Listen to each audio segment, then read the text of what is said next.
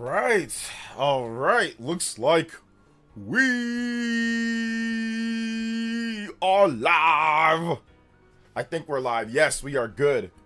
What is good, everyone? OJ here. Welcome back to the stream. Today we got a great show for you guys. I'm excited to talk about aquamarine life and the zoo today. We're not talking about video games. We're not talking about Dragon Quest or Persona. We're talking about aquamarine life. You know what I'm saying? And guarded. No, I'm joking. I'm excited to talk about video games, like I'm always excited to talk about video games and whatever else we get into today. I hope you guys have had a good day so far. And I cannot wait to jump into these topics here. Let's go ahead and get into some shout outs though. First and foremost, so if you're here in the chat, make sure you say what up. Make sure you say what's up. I'll say hi to everybody here. I appreciate everybody coming through. Like I said, we're going to have a fun show today, man. I'm excited. And I've also got a review for you guys. Hold up. Let me see if I can grab it real quick. I got a little mini review of this.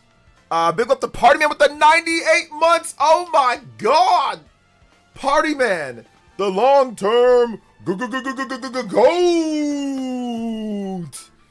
with the Ambu tier, 98 months. That's up, everyone. Close to 100 months. Finished the boys and enjoyed the ending. I'm happy. Sorry for not being here yesterday. Spent lots of family time this week. You don't have to ever apologize for not being here. If you can't be here, you can't be here. If you don't want to show up, you don't have to show up. It's not requirement. I appreciate you coming through to the stream, though, Party Man. You are goated, like always, brother. And, of course, take care of that family, man. Family's first and foremost. And good stuff finishing the boys. Maybe you get into Gen V before VOT Rising next year. But I also have this. The Hyperion, the Nixie. Is it Nixie? Hyperion 3 Switch 2 Pro Control or Switch 2 Joy-Cons. These have Hall effect joysticks, precision without drift, with using magnetic field sensing to eliminate wear, including induced stick drift forever, 9-axis gyroscope, mechanical micro switch buttons, crisp in response, 0 false presses, so that's good, and ergonomically sculpted grip, comfort that lasts. A lot of good stuff here, guys. I was able to pick these up. I got them overnighted with no extra cost. Obviously, Amazon Prime. Have a facility very close to me. And I've used them for about maybe 2 hours today. I got a chance to mess around with them. And they do have a back GL and GR buttons, but they're not quite as good as the Nintendo Switch 2 Pro controllers. GL, GR, I mean, they're okay. You can do more you can do just as much customization, but you just can't map the right back button to down. So like you can't make it like where you can scroll up and down on a menu. You can only map the left Joy-Con or that one to up, I think, or down. But you can't map the right for some reason. You only map the face buttons and other things. So that's the only negative thing that I would say. Outside of that, these are fantastic. These are really good, and I'll talk about it more right after this dono here. Big love to Nate E with the $10. Says Persona 6 rumors. Yes, we got new rumors on Persona 6 that we are going to get into fully in depth. I want to talk about Persona 6 a lot today, so we are definitely going to get into that as well. New rumor coming through that seems like it could be somewhat credible based on just various different things, so we're going to get into that. Nate E, thank you for the big $10 dono. I appreciate that, man. I really appreciate it. Thank you so much for the support, like always. Nate E, thank you for the big 10. Hey, but there's 10 more. You can type or pass up my man Nate. And Nate, remember, get me a music track. Remember, guys, if you drop a dono, put a music selection in there so I can get you guys some music tracks, combo breakers. 5 more. We got full extensions today, guys. 5 more combos. We're at 15 minutes. We can get the full 3 hours today if we hit the goals. Let's go. But yeah, I'm enjoying it. I think it's good. I like it a lot so far. Here it is. Here's how it looks on the system. Here's how it looks this way. It looks really sleek. It still looks smaller than a Steam Deck. And these Joy-Cons are definitely better than Nintendo standards for people with big hands. If you have small hands, then maybe not for you. But if you have big hands or medium to big size hands, these are it. They're very, very good. And it also comes with this D-pad, then it comes like with one of the other ones, like the circular ones that have like the in-between wedges. So depending on whatever you like, so if you're playing like fighting games, D-pad solid, joysticks are solid, it has a TMR or whatever.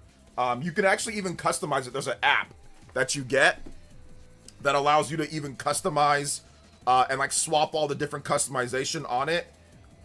It's a little wonky to use, but it's not bad. It's not bad per se. It's like a Bluetooth app, so it'll connect to your phone Bluetooth, and then once it's connected, you can actually swap like all the buttons and stuff like that. You can swap whatever you want to, change the keys and things like that. So it's pretty cool. It's pretty dope stuff. So yeah, not bad at all. So yeah, I might do like a full review later. I might not. I just actually started using them, so I might do one, might not do one. Just depends. But yeah, that's good. Let's see here. Can you play the battle theme for Persona 3 Reload? Yes, I can. Persona 3 Reload. Persona 3 Reload battle theme. All right, thank you for the support. Appreciate that, guys. Let's go. 5 more combos. All right, Persona 3 Reload. I mean, there's a couple different battle themes, so let's choose this one. I think it's this one that you're looking for. Could not find those Joy-Cons at anything but green, hope, black. Joy-Cons at anything but green, hope, and black goes back in stock. Yeah, these are just black. They're just standard black. You know, that's what I got. It's fine. I didn't need any colors. Let's see here. Thank you, Nate. Appreciate it. Pull a Dreamcast and have the controller reveal in every video. Well, no, we're talking about this. We're not gonna do that. We're not gonna have the where he does like he shows the controller every time. Oh man. Small hands was a reference to RGT. No, I was literally just talking to people who have, you know, if you have big hands compared to small hands, things are gonna feel different compared to like grips and stuff like that, right? Like if you have small hands, then things are gonna feel a little bit different than if you have big hands. You know, that's it. Let's see here. But no, I was talking about the controller, so there's nothing wrong with showing the controller if you're talking about the controller. Like Dreamcast guy, he shows the controller when he's talking about the game. You know, but whereas if I'm reviewing a controller, I mean, it might be good to actually show the controller, you know, since I'm reviewing the controller. Let's see here. Shout outs to Dior. What's good, guys? Bespoke says Hall Effect feels weird. Oh, okay. Shout outs to Dank Meme. Elias, what's up, man? Welcome. What is good? PC Chalice. Nice. I tried ordering one earlier. I took my money, so I hope it went through. Went with the green one. Okay, yeah. I only had like black and like I don't think I even had any other options for other colors outside of like different shades of the same like matte or black or whatever. I'm not sure. Psycho Pie, what's up, Psycho Pie? Welcome to the stream. I just wanted to order it so I can get it over. Like I only had a few more minutes to order it before I wouldn't get it overnight shipping, so I needed it ASAP. Wish I would have had it yesterday though, to be honest, but it's all good. George FT, hey, what's up, fam? How you doing today, George? And also, what are you guys playing too? Let me know what games you guys are playing as well. We got to talk about that too. Let's see. What I meant to say is that the green green was the only one in stock for me. Oh yeah, ugh. No, I wouldn't buy green. Yeah, okay, hold up. Green was the only one in stock. Yeah, I ain't buying no damn green Joy-Cons. Yeah, that actually makes it look really ugly. Never mind. Yeah, I wouldn't have bought those either. So yeah, I would have waited. I would have just used my grip. Playing Lego Batman. All right, let's go. The curiosity, the real curiosity is the DualSense controller, and we pull up the video with. Okay, yeah. I'm not buying a green Joy-Cons. I remember when GoldenEye came out on N64, good times. Yeah, me too. I remember back in the day. It was very fun. I used to play it a lot. This is about after 30 hours of Romancing Saga, unlocked 2 new classes. All right, nice. Good stuff. Yeah, I've unlocked a number of new classes, but I'm like 50-something hours in, but a lot of it has been spent grinding. Like I've spent like quite a bit of time. Right now I'm really just cycling through all my classes, my new classes that I've gotten, and I'm just mastering all their skills so I can like, you know, swap different abilities. Sorry, they're called abilities. I can swap different abilities. So that's what I'm doing right now. And I've just been in the Avalon sewers just because you got to grind 30. You got to get 30 to hit the to learn it, and then you got to hit another 30 battles, so 60 battles total to learn then master. So I'm just doing that right now. Let's see here. I've been playing Blueprints, says Jeffy took. Oh, shout outs to Blueprints. That's a good game. Yeah. Playing Starbyte's terrible version on Switch. Why would you buy the terrible version? Currently playing Adventures of Elliot demo much longer than I thought. So you see the new trailer. That thing looks insane. I haven't really been watching anything new on it because there's no need. I'm going to pick up the game, so there's no need to see more of the game when I already know. We played the first trailer. There's a second demo trailer. There's no need for me to sit there and watch through another trailer. So no, I haven't seen it. There's no need. I don't really watch Square Enix's final trailers and stuff like that. I'm already sold on the game, so there's no point in, oh wow, look at that stuff that might spoil me on the game, in the game that I'm getting next month, you know, or in a few weeks. And there's a demo that I can play right now, you know? Like, so yeah, if there's a demo and the game's coming out very soon, I'm not watching final trailers and other I'm not watching all that just because there's no point. Let's see, Romancing Saga 2 is my relaxing game. I just did a raid on a castle. It's pretty cool. Nice. Good stuff. Currently playing Adventure of Elliot. Okay, I already read that, my bad. When I wasn't binging The Boys, played a mix of Yoshi and Splatoon 3. Nice. Yeah, I ain't touching the Adventures of Elliot demo maybe a day or two before it gets started. Yeah, exactly. Like, I don't want to play through the demo and like be like, oh, now I gotta wait for the game. Like, I did that for Metaphor Refantasio, and I was just waiting. But I was able to grind in that game and build up so much money and equipment. So I got a nice little boosted head start in the game. But yeah, I don't know if I want to wait like, you know, a month before the game comes out and start playing it. Like, I'll just wait till closer, and then once the game's about to come out, let me play the demo, let me start it up, and then I can go get the game. Boom, and then I'm ready to go instead of, you know, sitting there waiting a whole month playing the game or waiting for it. Just wait right before the game comes out. Boom, you can play it. You can start it up right there. So yeah, I'd rather not wait. I'd rather not start it up so early. Especially when I got other games to play too. Like I got other stuff to play. So it's all good, J-Mo. Thank you for coming out to the stream, brother. I appreciate you. Thank you. Yeah, the raid on the castle is pretty fun. That's a pretty fun mission.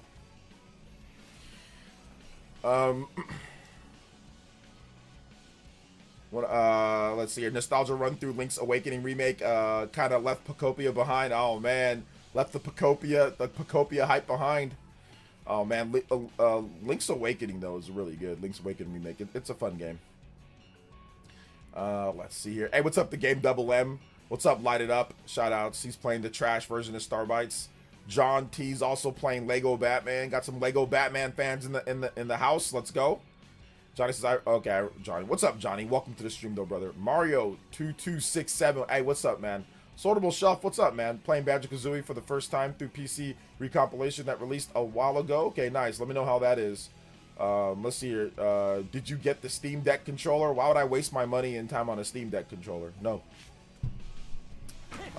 Let's see here. Bespoke DP with the $10 Canadian maple syrup dollars. Yo, I appreciate that, fam. By the way, and I don't just say that just to say it, I legitimately buy the finest, purest maple syrup straight imported from Canada. Just to let you guys know, I go to a specialty store to get it. That stuff is delicious. We can't eat it too much, that sugar content, but it is fantastic. Shout out to the maple syrup boys. I appreciate you guys' exquisite maple syrup over there up north. How is the resistance on the sticks? I find the Hall effects feel really loose or floaty because there isn't much resistance like TMR has. These are TMR sticks, so yeah, these are. Hold up, never mind. They're not TMR sticks. What are they? They're Hall effect. Yeah, sorry. They're Hall effect sticks. I thought it said TMR sticks, but they're not. But no, I found them to be okay. I like the smooth gliding sticks. It feels kind of like Nintendo's smooth gliding sticks. So I don't really like resistance in analog sticks. Unless it's like a force feedback resistance. Like, let's say like the DualShock and like they're trying to like show you resistance for something, you know, like on the screen. So I don't really like a lot of resistance like when I use analog sticks. I kind of like it smooth. You know, so for me, they're not an issue, but it might be an issue with you. Didn't know I forgot I pre-ordered the version on Amazon instead of the PS5. Oh, that's funny. I watched Sponsor video of gameplay for 007 First Light. I'm actually pretty excited for that game. Gameplay looks so smooth. Until you start fighting people, then it looks like Rock'em Sock'em robots. But yeah, it looks cool. Definitely like the gunplay and all that looks really good, for sure. Thank you, Bespoke, with the $10 dono. I appreciate that. You are tied up with fellow Canadian maple syrup boy. My man, Nate E. Both of you guys at the top of the board here. Anybody does? 10 or more, you can beat out or pass up Nate E. Or you can tie up or pass up Nate E. And Bespoke EP. Oh, thank you for your support, man. Like always, let's go. We got two. We got to get you guys on both boards here. And there's another dono coming in. Let me get that one as well. Bespoke EP. Thank you guys, man. I appreciate that. Yo, is that Radic? Yo, the Canadians are rolling through in mass amounts in the droves. Yo, my boy Radic in the house. Yo, you guys gotta check out the homie Radic. Member of the Spawncast. His channel's lit, especially if you like PlayStation stuff, man. So you guys check out my boy Radic. He's got nearly 16K subs. My man is rolling right now, and I love to see it. Radic, my man, with the 5 says, hey, dude, I hope you're holding up well. I know you're super sad about Destruction All-Star servers being shut down. Radic, thank you. I appreciate you dropping some dollars on the stream, man. Yo, you guys all go sub to Radic's channel for like legit. Dude is awesome, man. I love him. He's the best, bro. He is the best. You guys go sub to. I just linked this channel right now. Y'all go give him some love over there. You know, go give him some love. Get him some subs. And like I said, y'all love his content. Does all sorts of good stuff. Shout out to my man Radic, dude. Yeah, the Destruction All-Stars shut down. I mean, I know you guys are really sad about this. I'm sad about this. You know, everyone was sad about this. I think Sony didn't even give us any, like, did they even give us a heads up, Radic? I think it was just, they're shut down. I don't recall any heads up at all. They just said, yeah, there's probably like 5 people playing. There's probably like 5 people playing, bro. I don't think anybody was playing that. That's hilarious, man. Yo, big love to Radic, man. You the best, dude. You the best. Let's see here. Maple syrup on everything. Maple syrup can only go on a few things. You know what I'm saying? My pristine maple syrup that I import from Canada, because it's expensive, okay? Well, it's a specialty store that imports it, so it's expensive. You know, usually maple syrup here in the, here in like Walmart, it's like $4 or $5. Maybe actually cheaper than that, like $3. But that maple syrup's like $25. Like I said, they put a premium on that. I forgot the name of it though, but I'll let you guys know. It's like in a glass, like with the embroidery glass. It's like, it looks like a bottle of champagne at first, but then you realize that it's not. That it's the most nicest maple syrup ever. And I only drizzle a little bit on protein pancakes, only a little bit. Like I said, you can't take too much of that stuff. Can't take too much of it. My feet will fall off. I got to be careful. Maple syrup is expensive if it's exactly. It's the expensive kind, and I gotta import it, and that's $25 on a good day. With these new tariffs and taxes and stuff like that, they already told me it's going up. It's going up to probably $30 to $40 for it. So they're gonna see. They're a small little shop, they're a small little shop. So it'll probably go up. It's went up a lot. I started importing it. It was like $15 like a number of years ago, and it's went up to like 20, then 25. I think it's around like $27 and something cents now. So it's went up pretty much. Well, I know when it went up. It went up in the last couple of years. So yeah, man, it's pretty crazy. Let's see here. What game show is on tomorrow? Well, it's a Dragon Quest event, so it's essentially the 40th anniversary for Dragon Quest, so they're going to be throwing a live stream for that. So I'll be up bright and early. It's 6 a.m. my time, so it's 9 a.m. Eastern time, and I think it's UK time, like 2 p.m. So it's gonna be bright and early, or when you guys are at work. For some of you guys might be going to work or getting ready for work or already at work. But for me, I'm gonna be up by like 4:30 a.m. starting the stream, getting us ready, because Dragon Quest 12 should be shown here. It should be shown here. So we'll see. They haven't confirmed it, but they essentially just strongly hinted that yes, Dragon Quest 12 will be there. So it is strongly hinted that it will be there. It's going to be there. It's going to be there. I prefer Aunt Jemima, now called Per Milling Company, over real over real maple syrup. Too sweet for you. Yeah, I can understand why it's a little bit too sweet. Yeah, absolutely, absolutely. Let's see, Dragon Quest XI's Definitive Edition Upgrade Pack. Yeah, they could have another version of that. That also could be there. So yeah, we're gonna get Dragon Quest XI remake instead. They're gonna remake the remaster. Remake the remaster of Dragon Quest XI. They're gonna redo it again. That'll be the third version of Dragon Quest XI if they do. That's nowhere near the record though. Nowhere near the record of like Resident Evil 4. Dang, I'm gonna miss the stream. Yeah, it's bright and early, man. You might miss it. Not bashing or anything. Love the Switch 2, but thinking of getting alt Joy-Cons. That's not bashing it, bro. I literally just talked about that myself. That's not bashing it. The Joy-Cons are uncomfortable for long play sessions. Like, they work for some, like if you're not doing something repeatedly, like it can work just for like short play sessions or just burst. But using it for a long period of time or certain games, it gets your hand, it's not great for that. It's not great for that. So that's not bashing it. That's being honest and truthful about it. I understand why Nintendo wants those Joy-Cons. They want a slim profile, which is fine. Make a slim profile controller. They don't want it looking big and bulky. They want it to look sleek and aesthetic, you know? So I get it. I get that 100%. And the Joy-Cons are better than the Switch 1 Joy-Con, so they did improve it a bit. But for a lot of people, it's not going to be comfortable playing like a long RPG for a long amount of time or playing a fighting game or something. So there's nothing wrong with getting some new ones, you know, getting some nice new ones built in like this. So absolutely. What up, OJ? You thinking 12 will be happen tomorrow or not? Yes, it's in the title. Of course I'm thinking 12 is going to happen. Yeah. Or I went in and put it in the title. Let's see here. How's the D-pad on the Joy-Con? Looks scary. Well, yeah, they give you this one. This is the standard one, but the one that they also give you an extra one, and the extra one that you get actually looks like this one right here. Looks like this. So it looks like a standard D-pad. So they give you two, and these pop right off. But they don't pop off like while you're using them, of course. If you just pull it, they pop right off. You don't need any type of, you know, anything, and you just plop the D-pad on there, boom, works right away.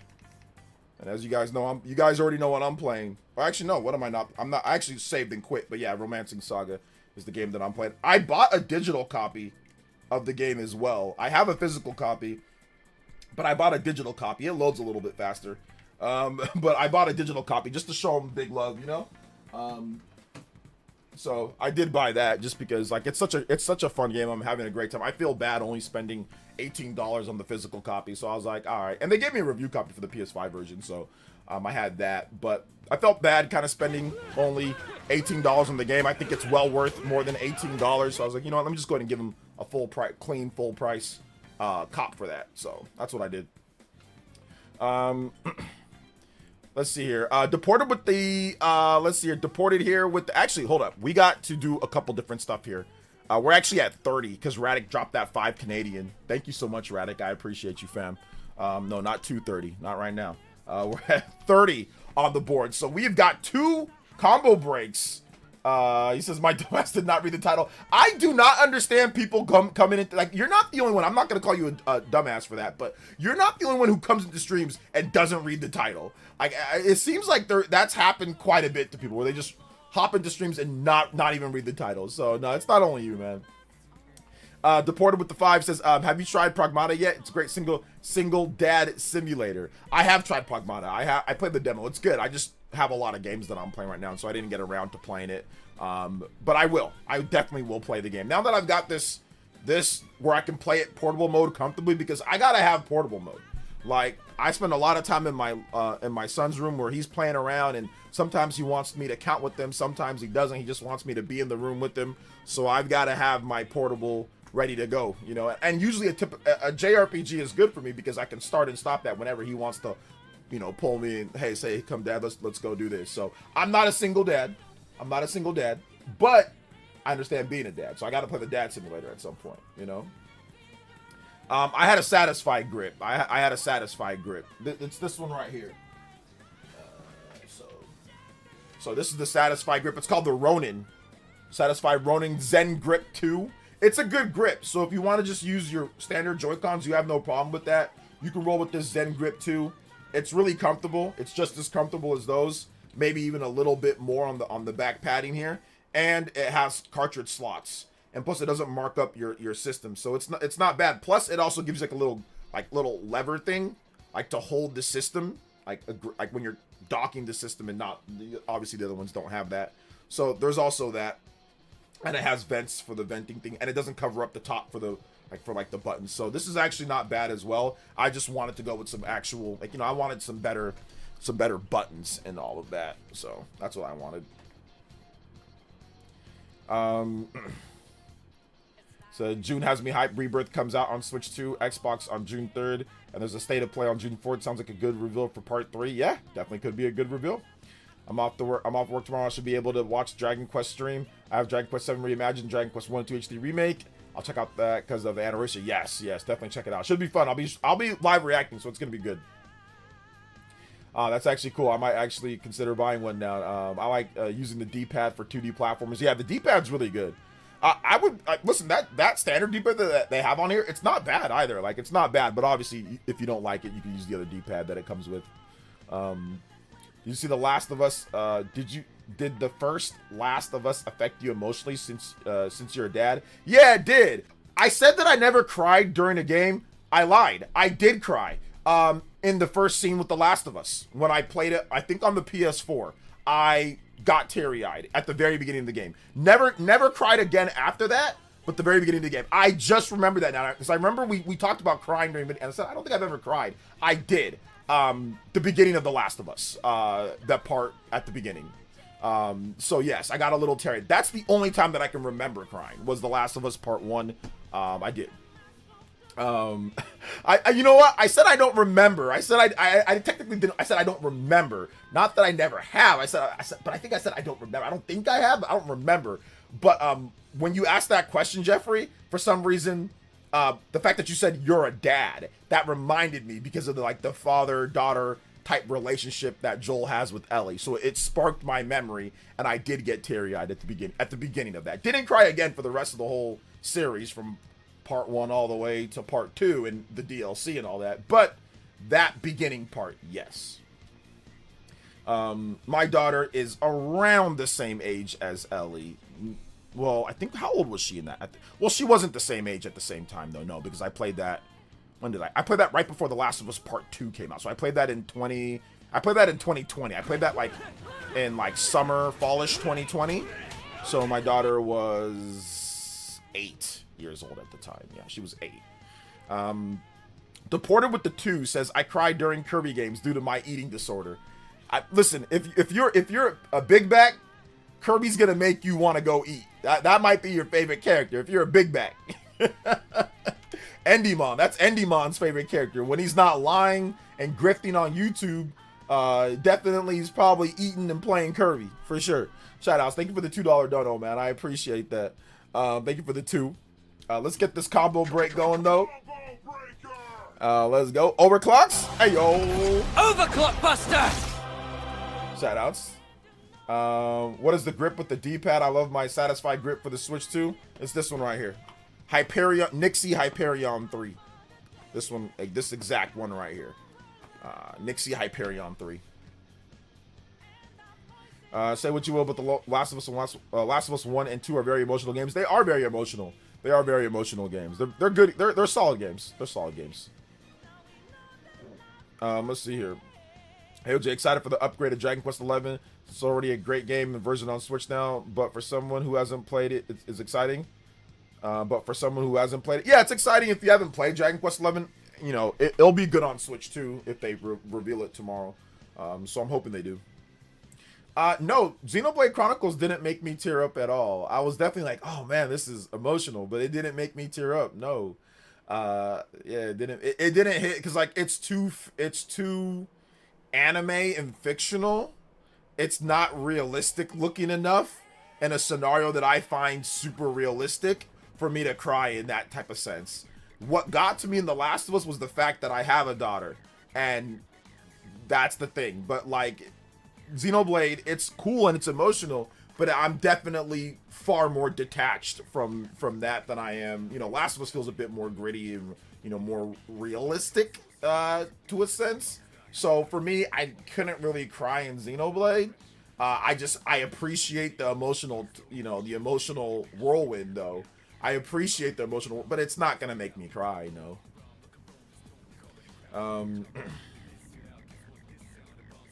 Let's see here.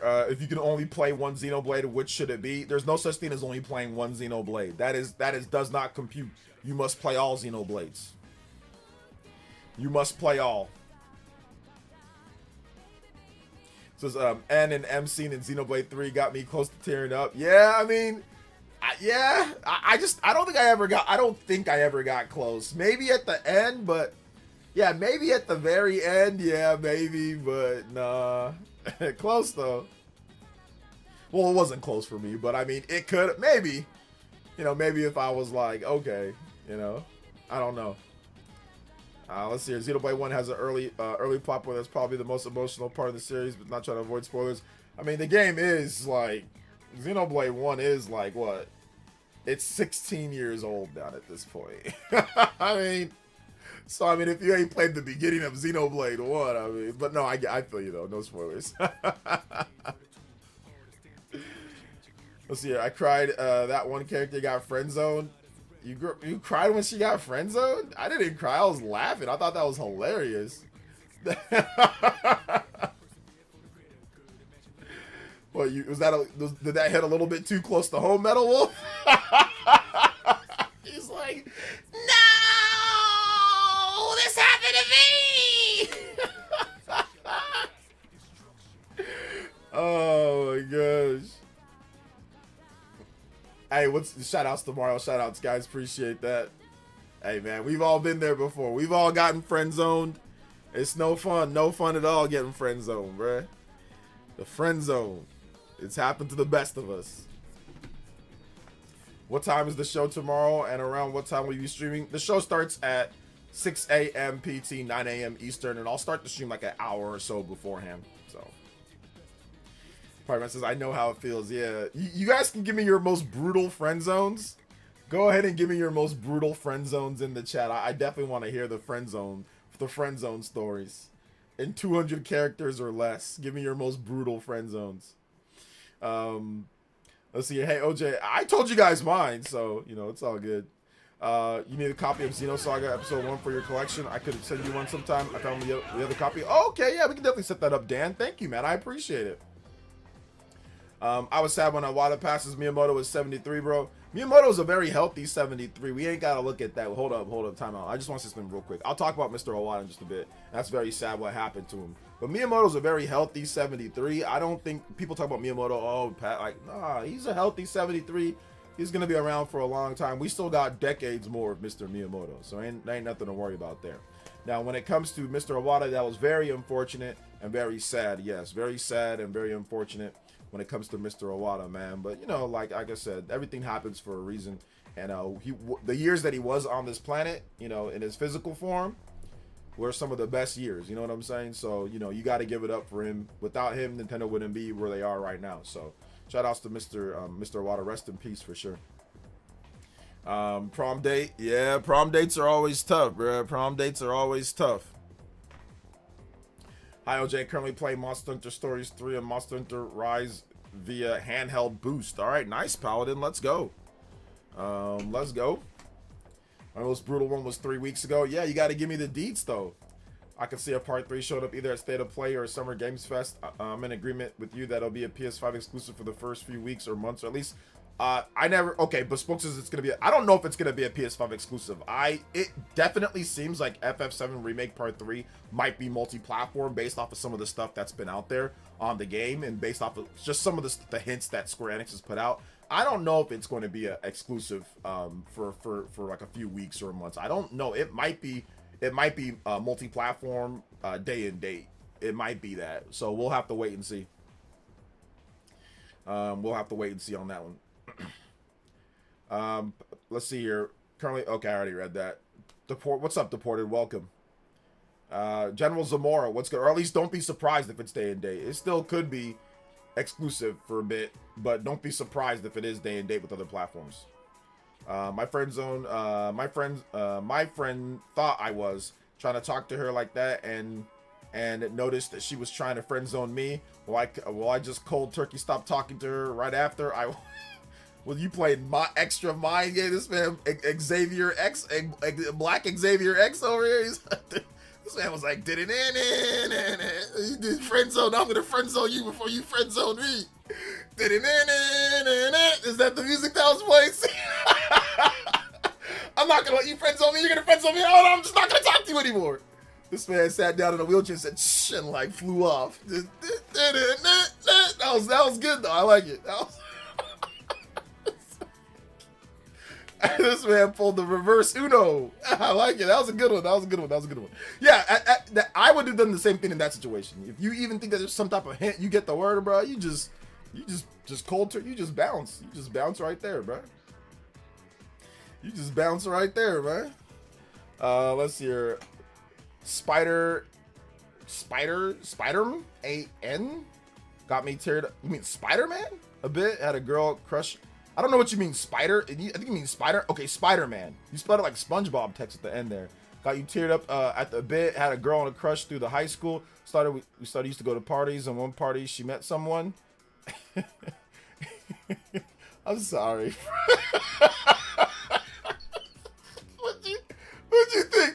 You think you're a Peter Parker or something?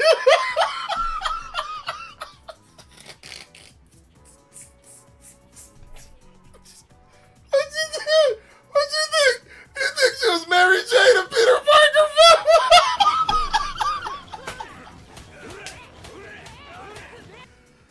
How was that Casual Dude?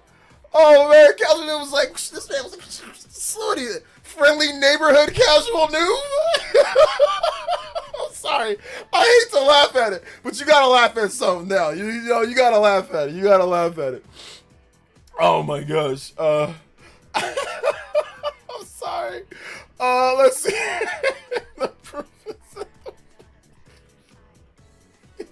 This man said, you know how he's a photographer? He was like, this man caught them making out. Oh!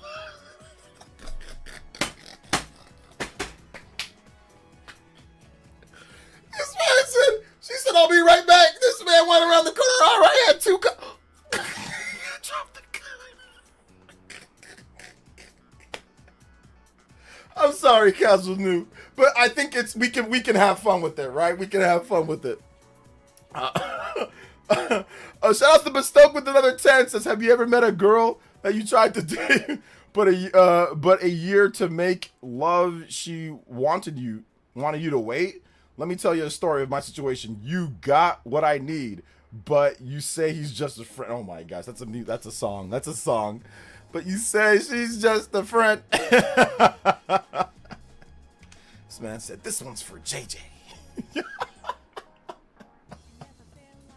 Yo, big love to Bespoke, man. Thank you for another $10 dono. You're now the Hokage, the sole Hokage of the stream with the $20. Anybody does 20 or more, you can beat up Bespoke, becoming the sole Hokage. Yo, you guys give him some combo breaks in the chat. Combo breaks in the chat. Let's go. 42 on the board. We are close to the first, or actually to the 45-minute extension. Let's go. Very close to that. Very close to that. Spider-Man nothing to do with it, but man, players to separate comments. Okay, so, I thought you said Spider-Man. I thought you said you were playing Spider-Man. Oh man, okay, it's all good. Let's see here. It's all good though. It's all good. Yo, you guys got to keep giving me these brutal friends. We got to laugh about it, guys. If you don't laugh about it, then you'll never get over it. So y'all got to give me these the most brutal friend zones that you guys have gotten before. I told you guys mine. I was dating this one girl, you know, and everything was cool and all that. Then all of a sudden she just stopped wanting to hang out. Then I'm like, what's going on? And she was just kind of like, oh, well, yeah. I'm like, oh, she just said, oh, we can be good friends. I'm like, nah. I was like, nah, I just nuked everything. I don't even remember her name. I nuked everything in my phone. But the bust out the symbiote suit. Can't believe I wouldn't send me a super chat with the word love. I don't know why it wouldn't send you that, or what it should. So yeah, your username is Momo. Shout outs to Bespoke though, man. I imagine Sony signed a deal for all the games, 10 years. Oh, when the games were announced, I don't know if they did though. That's the thing. Like, because like Square Enix has been talking about it pretty freely about multi-platform. So I don't know. I think that they would have been changing up their tone a little bit with this upcoming game, if it was going to be exclusive for any bit of time. But I mean, you're right. It could be. But what was the deal though? Like, how long was the deal or not? You know, because like Final Fantasy VII Remake took a while to come over to other platforms. So I want to shake your hand. We'll see. I had crush on a girl in grade 4. One day when our teacher was assigning desks and my crush found out she had to sit beside me, she screamed ew and begged my teacher to not sit by me. Man, you must have been real ugly when you were a kid, right? Psychopath. Psychopath, like, hey, you're like, hey, hi. Like, what's the psychopath? What happened, bro? How'd she do that to you like that, man?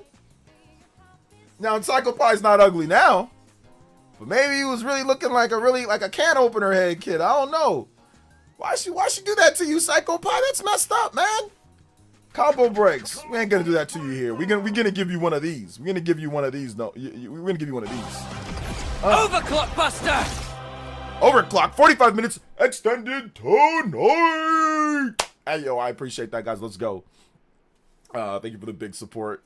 Shout outs to Psychopath. Thank you for the 45. 15 more combos. We got Noah and Emil flying through the skies. Remember, if you drop a dono, guys, make sure you put your music request in the chat, in the message. If you use Streamlabs, if you use the link here at the bottom of the screen, you get more to put your message.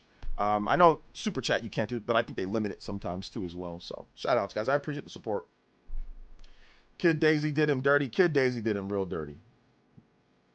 She did you dirty, man. She did you dirty. Is something happening tomorrow? Yeah, there's the Dragon Quest event tomorrow morning, early. Let's see here. We had the cooties. Yeah, I remember girls telling me I had the cooties too. Like, I was like, I don't have cooties. I remember some girls telling me that, oh, you got the cooties, and I'm just like, man, screw you and your cooties. I don't got no cooties. Fudge out of here. I think they just mean that they'll bring them quicker. I mean, the deal was only for a year for each game, but Square was just slacking. Okay, yeah, that's a possibility. We'll see. We'll see when they announce it and all that. So it's definitely possible, Bespoke, for sure. Are you gonna make a video on the Dragon Quest showcase? I mean, well, it's tomorrow morning early, so probably not. I'll just stream it tomorrow and then I'll make a video maybe after. So we'll see. Hoping Dragon Quest 11 is upgradable. I'm hoping it's upgradable because I already have the Switch 2 version, or sorry, the Switch 1 version. Yeah, I was kind of chopped back then, not gonna lie.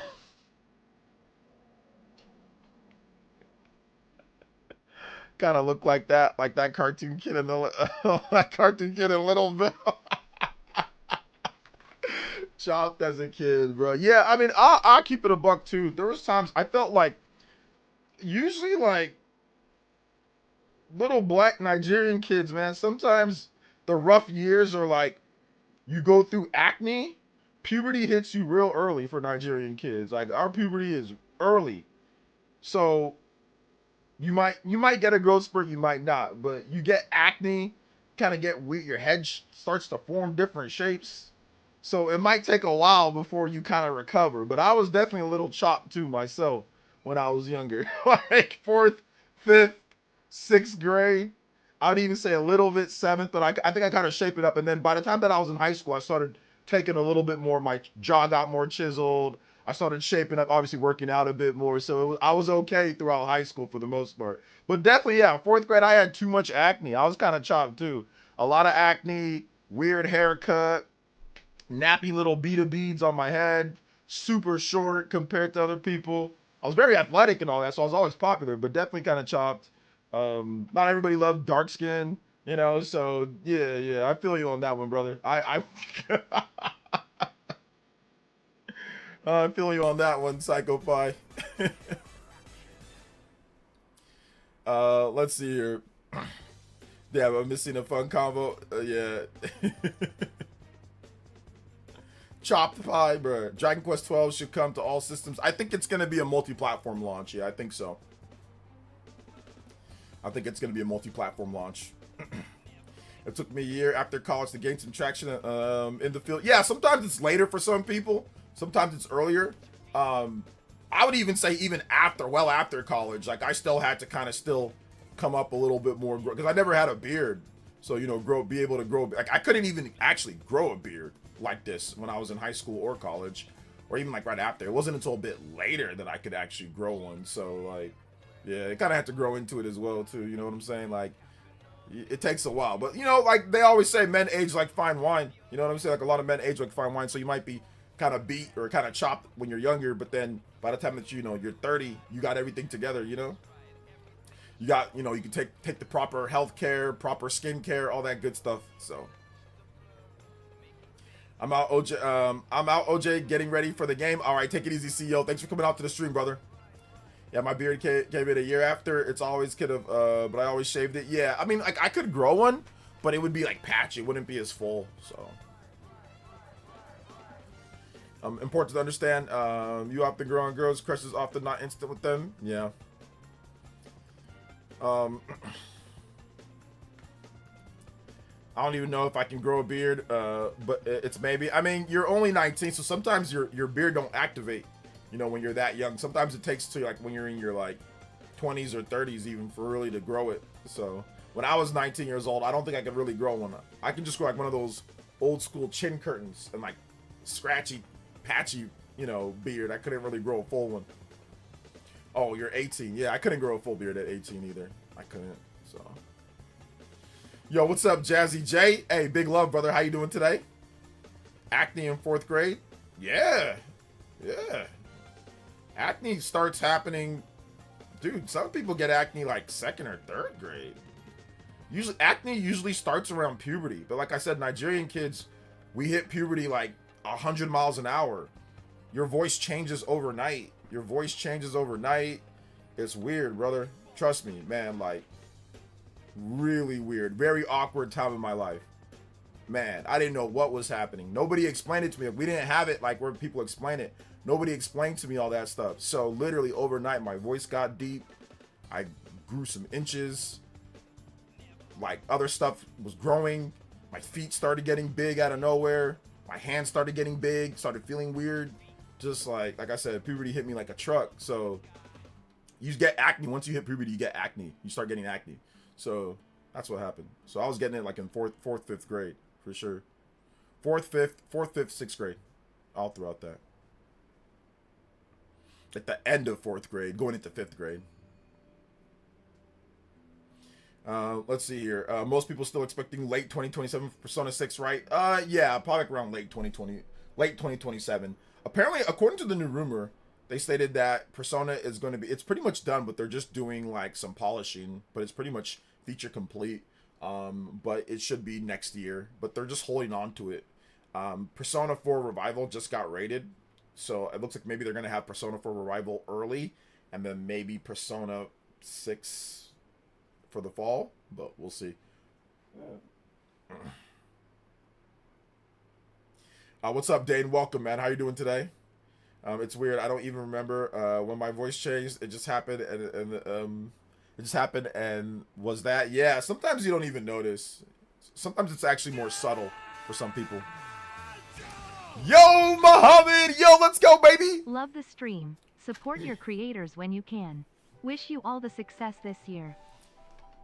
Yo, shout outs, man. I appreciate that. Thank you so much, Muhammad, with the big $10 dono.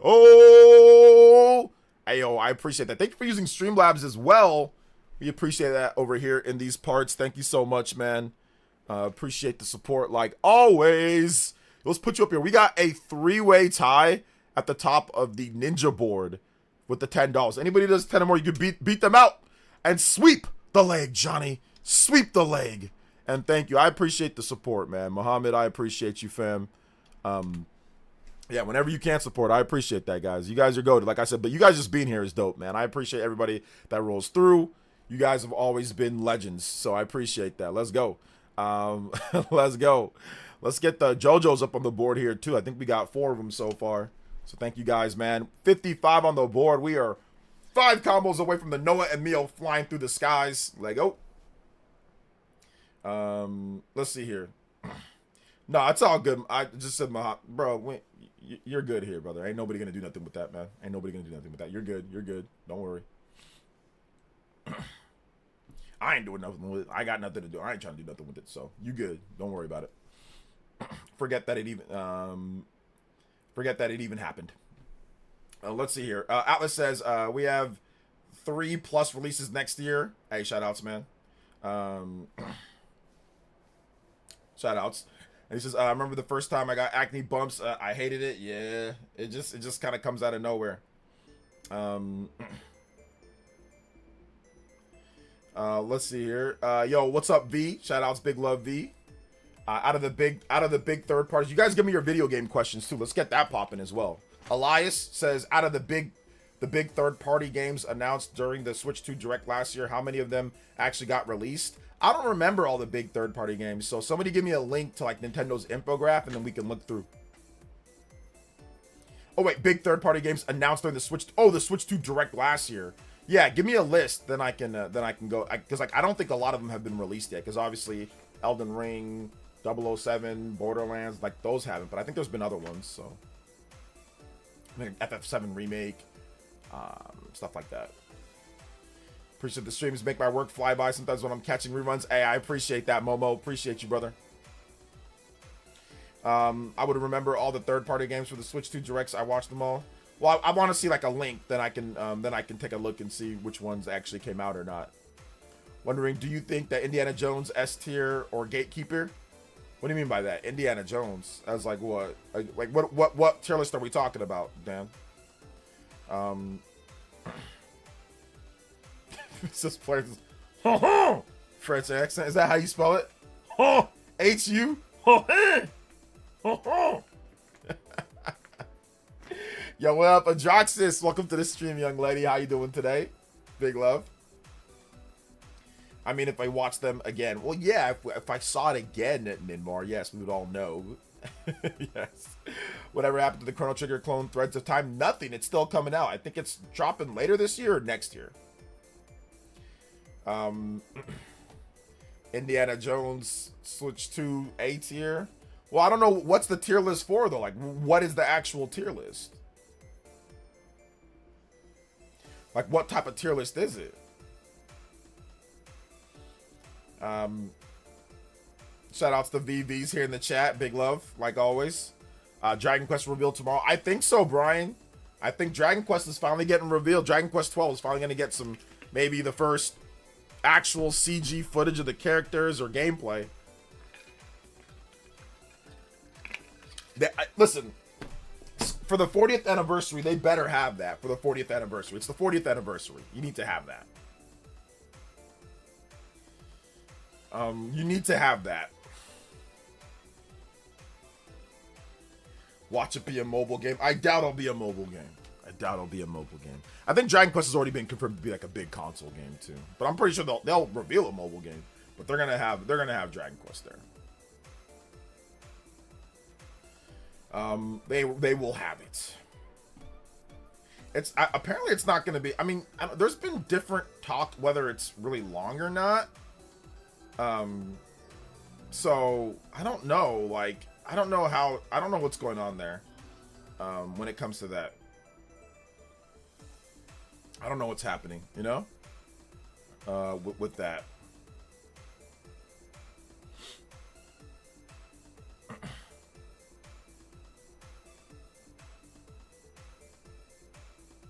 What if they pull a level 5 and only show the same teaser from before with no release? Well, I mean, that same what's it called? That same footage, that wouldn't be good. Because, once again, we need some actual footage. I don't mind a teaser, but at least give us what the characters look like, you know? Destruction All-Stars Ending Service. Oh no, the tragedy. I know, seriously. Oh no. I bet there was like literally less than like 100 people even playing that. I bet you anything there was less than 100 people even playing. Just because nobody's playing that game. Nobody's actually playing that game. So that's the thing with that, man. Was the Switch 2 version of P3R announced last year, or am I mistaken? I don't think it was announced last year at the Switch 2 Direct. It was announced, I think it was first announced at a partner showcase last year, if I'm not correct. Or when was it I don't remember when it was first announced.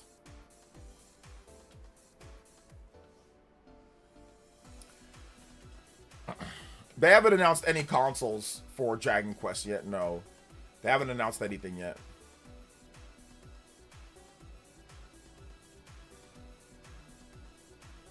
That's 100 more than killing or... I saw that game. I never even knew that game was coming. I had no idea. They're like, Double Fine made it. I'm like, oh, okay. Those are like the Tim Schafer guy or whatever. Weird dude.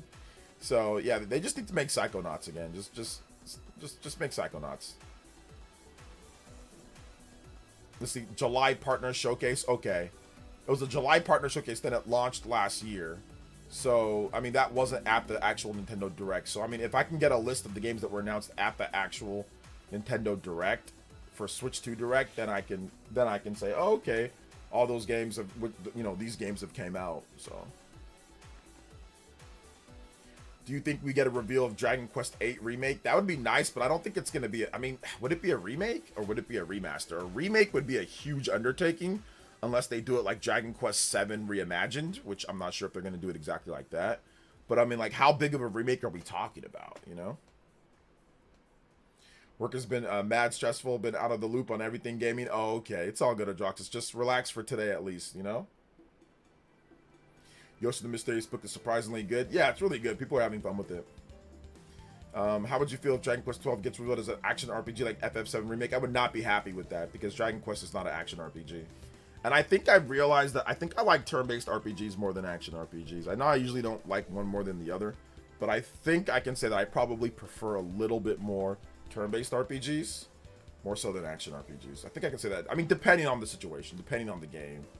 I don't know. I kind of go back and forth with this because Xenoblade is an action RPG, and I love Xenoblade more than a lot of turn-based RPGs. I guess it just depends on what I'm playing at the time. I'm playing Romancing Saga. That game's really good, so I like turn-based RPGs more now.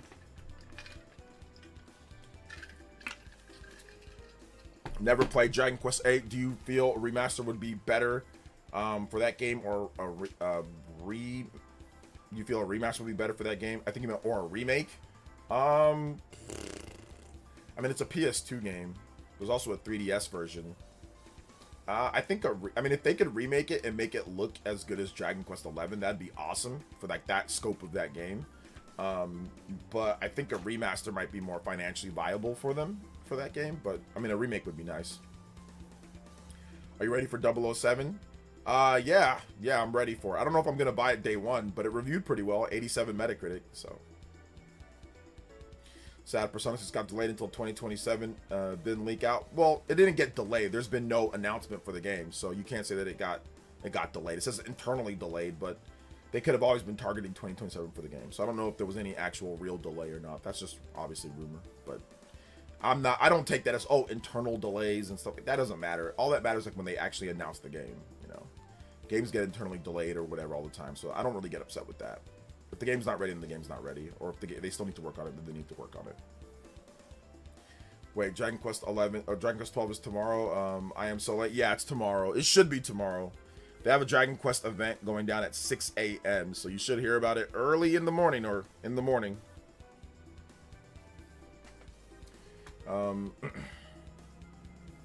Hey chat, I'm waiting for the Switch 2 version of the game. Looks more solid on the Steam Deck. Switch 2 version should look good, run well, so like a lock 30. Which game are you talking about, House King? I don't know what game you're talking about. Let's see here. Dream a Little Mo. What's up, Dream a Little Mo? Welcome. That was a good question though, Dana. I appreciate that.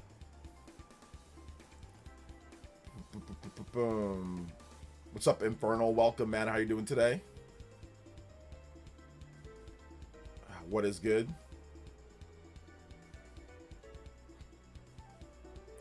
Hey, what's up? Hey, the cool guy. What's up, baby? How you doing today? Shout outs, man. How are you? Big love to the cool guy. Also, VadSense probably around here too, right? The cool guys here. VadSense here too. VadSense definitely here. Bungie finesse the system, SIE. Yeah, Bungie definitely finessed Sony. I think you can definitively look at what they've done since Sony purchased them, and yeah, I think it's fair to say that Bungie finessed Sony for billions. They finessed them. Everyone there got rich. They got finessed. And Sony seems to get finessed a lot, like by certain companies. They'll sit there, buy them out, then they'll do nothing. Then they'll sell them, or they'll get rid of them, or they'll downsize, or they'll just roll them into them. Like, they got finessed for sure.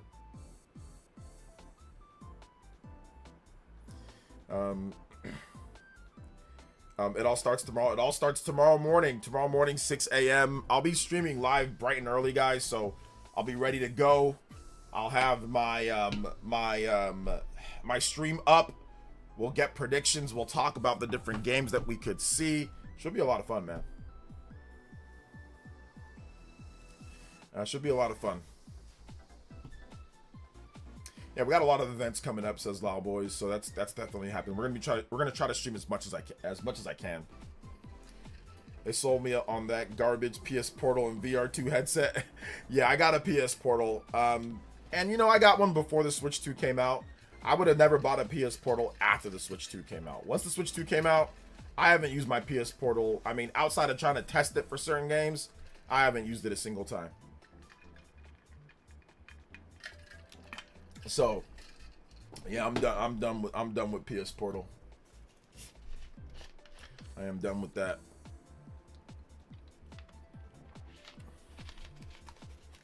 Yeah, pretty much dead weight after Switch 2 came out. Just because I don't like streaming stuff. I'm not a big streaming guy.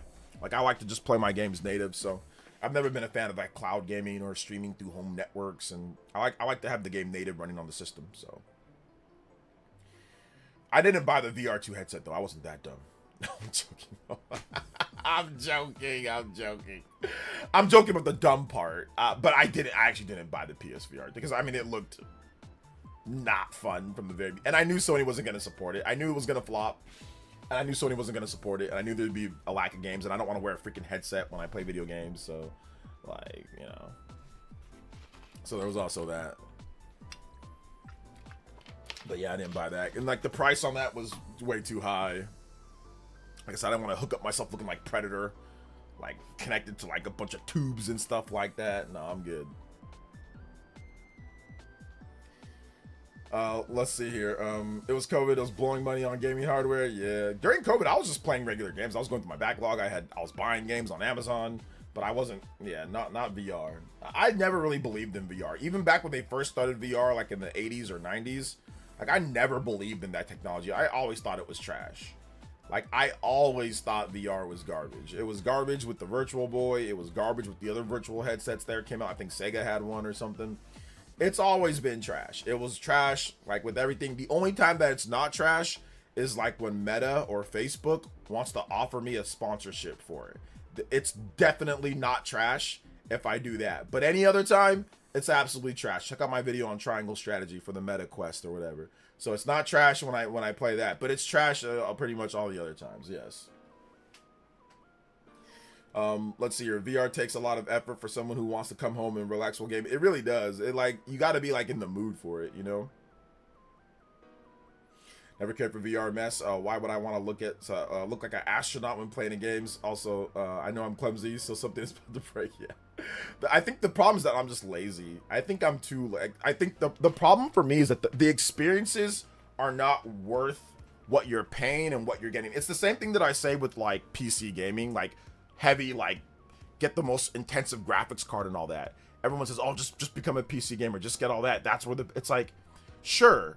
Okay, you want me to invest in the best hardware. Now, not everybody says that, to be fair. But people usually say, oh, get the 50-something. Get a big PC and just play games that way. And it's like, well, what are the games am I going to play? What are the big games that I'm going to invest all that into? Like, are we getting Mass Effect? Are we getting Mass Effect 1, 2, and 3 within a 5-year span? Are we getting, you know, a bunch of Uncharted games or Resistance games, that quality level from third parties? Obviously, that's a first-party game, but you guys get what I'm trying to say. Like, are we getting, you know, consistent stuff like Fallout 3 and Fallout 4? Or are we getting Elder Scrolls? Like, are we getting games that's going to make the PC really shine? That I'm going to say, okay, I'm going to invest thousands of dollars into a PC? Absolutely not. Same thing with VR. Am I going to invest really even hundreds into a VR? No. Like, what are they releasing that's going to make me invest like that? Nothing. All right, there's nothing on VR that's gonna make me invest into it. So that's why I never did, because it was just there wasn't enough to beat out my laziness. You know, that's the thing. There's nothing enough that was actually gonna beat out how lazy I am when it comes to playing video games. Let's see here. It might be too early in the morning to hear all those Dragon Quests. Bum, ba-dum, bum, bum, bum, bum.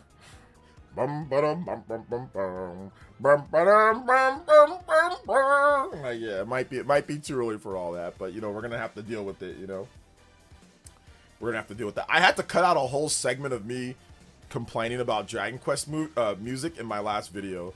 I'm like, you know what? Let me just cut this part out, because it was just me like crying for like 35 to 40 seconds. I was like, all right, let me just cut all that out. Because I've already complained about it too much, so I was like, we'll just leave that part out when I talked about it in like one of my previous videos. I'm curious how strong support Sony's next handheld will get. Well, it's just going to be the same game. It's going to be PS5 games and PS4 games, and potentially streaming from your PS6. That's what I'm guessing it's going to be. Some people are saying that it's actually going to play PS6 games. I mean, maybe not, but I think those games are actually going to be PS5 games. I don't know if they'll be able to play native PS6 games, PS5 games, and PS4 games. That seems like the console is going to cost $2,000. There's a good question. Do you think Switch 2 library will be bigger than your Switch 1 library?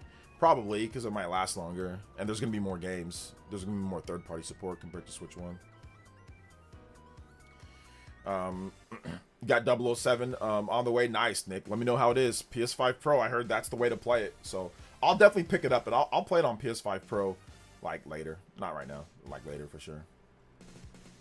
Hey, what's up, Katana Riku? Welcome to the stream, brother. How you doing today?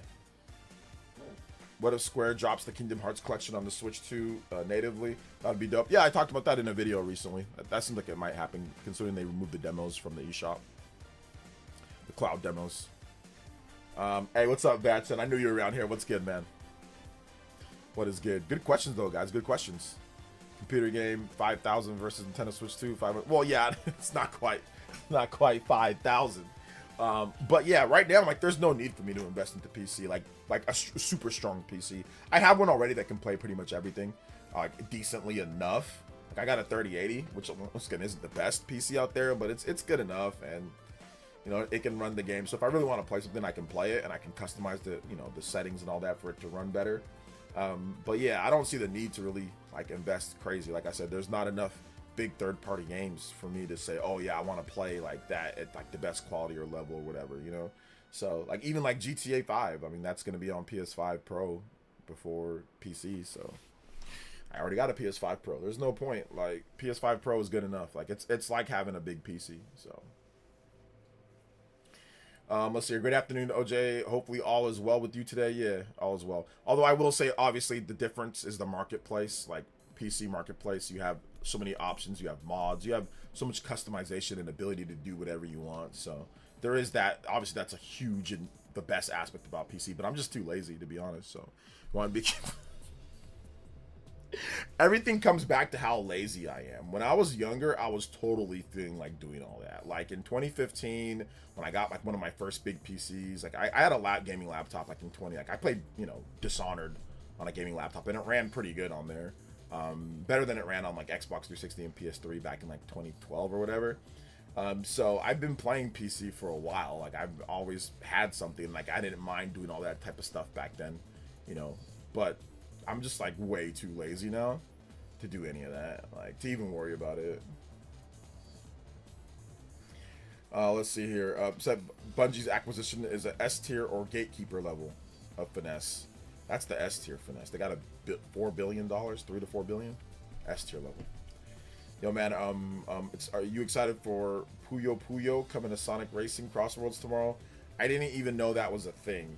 Do people still play Sonic Racing Crossroads? I guess so. You can probably still find matches, but no, I didn't even know that was a thing, man. I didn't even know that was a thing. I might actually play the game now that I got like my handheld mode. I might check it out, more. That seems like a cool kind of chill handheld game. Maybe I'll pick up the physical cartridge like when it's on sale. Bungie has been trashed for several years now. Choked bad with Marathon. Chokeopotamus. We get a PS6 tease sooner than people think. The PlayStation 5 was officially teased in April 2019. Then it released in November 2027. I think you mean November 2020, not 2027. Let's see here. Will we ever get GTA 6 to on Switch 2? We might not. I'm not anticipating it. I mean, it could happen, but I don't think so. But we'll see. My internet kept on not working every 3 minutes yesterday and today with the super chat annoyed me. Oh, okay. Sorry to hear about that, Dinmar. Me, I'm those people that will still play Crossworld to this day. Oh, okay, yeah, shout outs to the Crossworld players out there. You guys are keeping, the Sonic fandom strong. I want Sonic fans isolated and studied. I've seen some stuff. I have seen some stuff.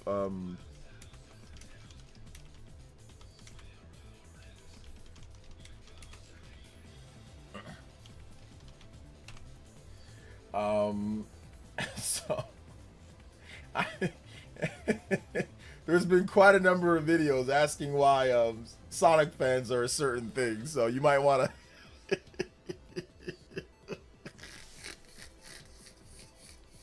there's actually a lot of videos on it, so you might want to, I mean, maybe you guys can fill in the blanks.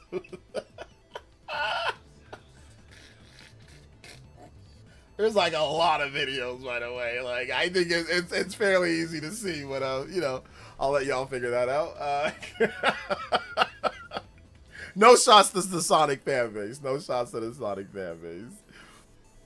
Oh, no, listen. I'm not linking anything, man. I'm not linking anything. I'm not linking anything, dude. But just use your imagination and you'll find it. There's a lot of videos on it, though. There's a lot of videos. A lot of different people making videos on that about like the super hardcore Sonic fan base. Not people that just like Sonic. I like Sonic too, but like the hardcore Sonic fan base, you know? Let's see here. I'm confused on Bungie's strategy. They are trying to save game, but I don't think it can be saved. Their strategy is to just simply not give up on it right now, or at least appear to not give up on it right now, while they secretly make moves to move on to something different, like very soon here. I don't think I've played a Sonic game to start to finish. There's one. Is there one Sonic game you'd recommend to someone just to avoid at all costs? Probably like Sonic 06. That one's pretty bad. Or Sonic Forces. Those are like two terrible Sonic games. Sonic fans up there with Xbox fans. Oh man, listen, man. The Sonic fan base, they're not bad people. They're definitely not bad people. No fan base is like bad per se. There's a lot of bad apples within a fan base, but most fan bases are chill. Most fan bases don't care. It's just like online, people get all crazy, you know. Except for PC Schizos, that fan base is crazy. Nah. It's always just a small minority within whatever fan base of people who get crazy. But sometimes, like I said, they talk the loudest, you know? Sometimes they talk the loudest. Smash fans are actually built different. Smash fans are obviously... Like I said, there's a difference between like a Smash fan and like a Smash, like competitive Smash community. Like, there's a big difference between the two. Like, there's a Smash fans that love Smash Brothers, but they don't play competitive. They just like beating the crap out of their friends over and over and over, right? Or like playing with family. Like, and then there's like the competitive Smash community. That's like completely different from like the normal Smash community, you know? So it's like a separated thing. I've heard so many negative things about like League of Legends fan base. Let's see here. Dishonored was a fun game when it came out back in the day. Yeah, it was cool. I never finished it though, but it was cool. If you could keep one Sonic game and delete the rest, which are you keeping? One Sonic game and delete the rest? Probably like Sonic and Knuckles. I'll probably keep that game. That game's dope. Or like Sonic Mania. Like, yeah, Sonic and Knuckles. I'd argue that pro wrestling fan base is not chill at all. I watch a lot of pro wrestling content, and yeah, it's definitely a different type of fan base for sure. It's definitely a different type of fan base. It's like, why didn't you rig the match the way that I wanted it to be rigged? Like, why didn't you make this person win instead of that? That makes no sense. You know, no, why did that person win why did you should have scripted this person to win? So it's funny when like obviously it's scripted, right? Obviously we all know this, but it's like, no, you didn't script the right person to win.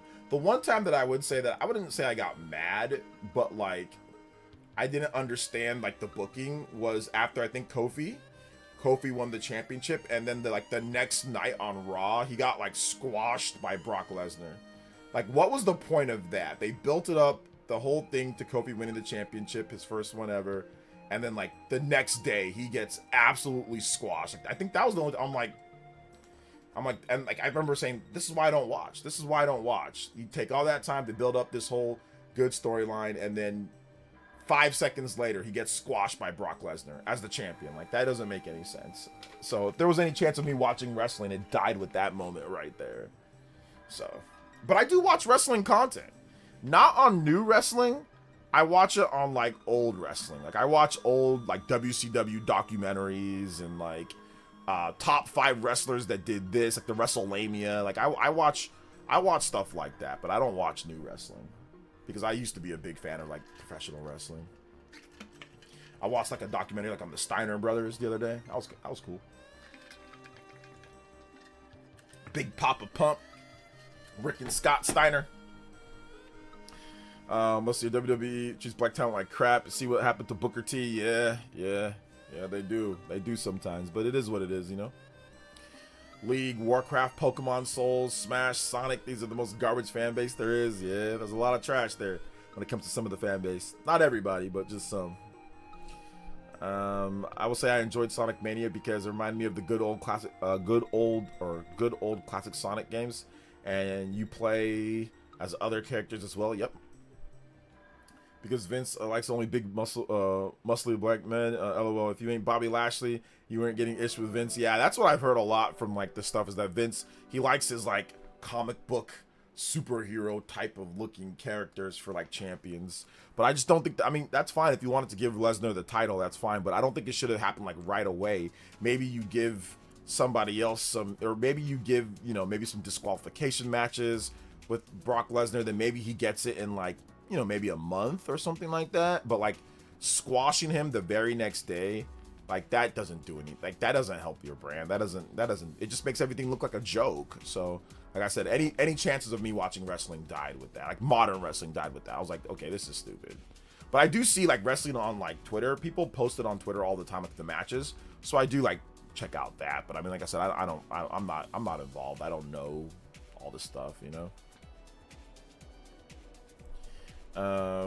He put you in a headlock, man. That's crazy. WWE is get the people color now. The biggest stars are now black. I don't know about all that, but yeah, maybe. You think Sony changes their mind if Destiny fan base can get enough people to sign on last minute? Maybe. We'll see. We'll see what they do. I think they're gonna move on to the next game. I think they're gonna actually move on to the next game, because like you can't support Destiny forever, because you need a new game. At some point you need to move on to the next game, right? So I think that what's happening right now is that they're just trying to move on to the next game at some point. So I think that's what's happening there. Best wrestler was Zangief. Yeah. I used to watch TNA Impact back in the day. I never really got into TNA. They just had like a bunch of old WCW and WWF WWE guys, right? Like I know like that's where everybody went to. It was like the second coming of WCW. It had all the old wrestlers wrestling there. I remember seeing Scott Hall there. He looked so out of shape, you know, and all that. I think Kevin Nash was there. And like a lot of the older guys were there, you know, Jeff Jarrett. I think that was his promotion, right? I mean, wait, no, it wasn't Jericho. That's AEW now, right? Was Jericho in TNA as well? Maybe.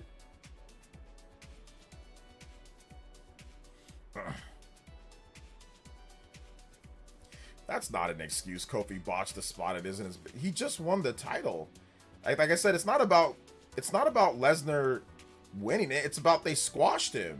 Like, you guys know what a squash is? You know what a squash is, right? Like, he had just won the title. Everybody was super excited and happy. The place popped off like crazy. The next day, the match is over in 3 seconds. That is not how you do things.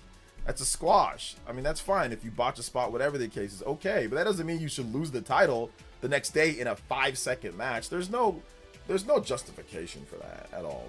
There's zero justification how that helps anything. What does that do? Brock Lesnar was already a huge deal. We already knew what Brock Lesnar could do. Like, there was no need for him to squash him like that. There was no need. But like I said, on Twitter, people were justifying it as well too, saying, "Oh well, but Kofi, he's not as big. He can't wrestle against." It's like, what do you mean? Shawn Michaels versus Scott Hall, Shawn Michaels versus Kevin Nash, Shawn Michaels versus pretty much everybody, Hogan and everybody. Shawn Michaels is about 6'6'1", maybe at his best. He's not a big guy, not a big guy at all. And Shawn Michaels did just fine against all the big 6'7" guys and big dudes. And Brock's not even 6'7". Brock is like 6'3", 6'4". He's big, but he ain't bigger than Kevin Nash. He ain't bigger than Scott Hall. You know, like taller at least. Definitely ain't bigger than and they wrestle, and Shawn Michaels wrestled against everybody bigger than him. So Simeon Corn with the 100 core crystals. This is evening OJ just getting in. Small blessing from me to you. Also, I've been beating games and decided not to buy games, but I did beat both Star Wars Switch 1 EXP pass and upgrade to Switch 2 version weeks ago because Music Quest is Odalius, the Dark Call, Mad Forest. One more thing to know. The experience pass, it carries over to Switch 2 version for those who wonder. Yes. Okay, you're talking about Zelda. Okay, yeah, it does. Thank you, Odalius. Thank you so much, Simeon Quinn. I appreciate it. Thank you for the 100 core crystals, man. Odalius. The Dark Call. Mad Force. The Force is not happy, it's mad. Odalius. I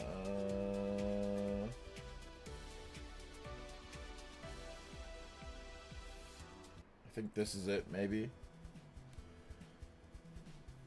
Rey Mysterio beat the crap out of bigger dudes too. Squash matches are the worst. Exactly. Rey Mysterio fought bigger guys as well. So,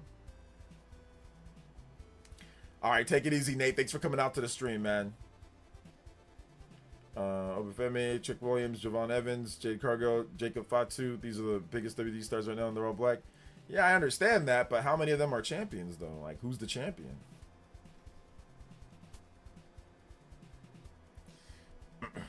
Plus, do you think it even matters if people in mass show up on the designated day for Destiny 2? Don't you think it would be better to show as much people now concurrently every day? Yeah, but I mean, it's hard to organize that, you know, because people got work and jobs and stuff. So I think having it like one big day where, you know, everyone's coming out that day to show that there's some support, I think that's probably the better thing than saying, hey, just show up every single day. That's not feasible for some people. That's what OJ thanks. The Force is always mad. Yes, it's always very angry. Yeah, and I think Jacob Fatu is Samoan. He's not black. I think he's Samoan, but, you know, close enough. His wife is black. There you go. Good enough, right? Let's see. You're mistaken on Kofi held the championship for several months before you got... Oh, am I mistaken? Oh, okay. Okay, he held it for several months. Okay, I'm mistaken. I still think he should have gotten squashed, but yeah, that's my bad on that one. See, that's why I don't watch pro wrestling, because I'm stupid. Because I'm dumb. I didn't know he held it for several months. My bad. I thought it was a squash, like, right afterwards. Okay, cool. That's good. Chica's currently the United States champion, and he won it at WrestleMania. Jade is the women's champion of MMA. Squashed Brock Lesnar. He squashed Brock Lesnar? Really? Okay. Well, maybe it's better than I thought it was then. Okay. Maybe I'll check it out. Maybe I'll check it out. I feel a little bit better. Now you guys are telling me that, okay, no, it was months. There was a squashing back. Okay, now I feel a little bit better about the situation. But this was after Vince, though, right? This was after Vince. Triple H is taking over. So, anime fans get way too crazy. No, they don't. No, I'm joking. Link says, places, do you think it even that? Okay, I already read that. Shout outs. Yeah, you squashed them, and now they're in a rivalry. Oh, okay. So they okay, but see, look, the difference is that he didn't squash him with the title, though. He squashed him so they can set up a rival, like set up a feud. Oh, you squashed me. Am I gonna squash you back? Like, so it's like that actually makes sense.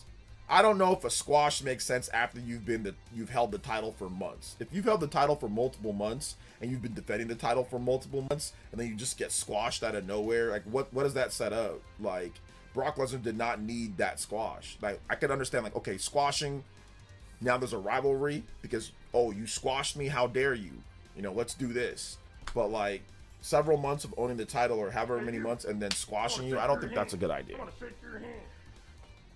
Going to have to bounce soon, but hope I was able to drop some good questions to spark the conversation for the stream. Yes, sir. Still enjoying portable Indiana Jones while traveling, even if it makes me a lame lol. Can I get Fire Emblem, Tempest of Seasons?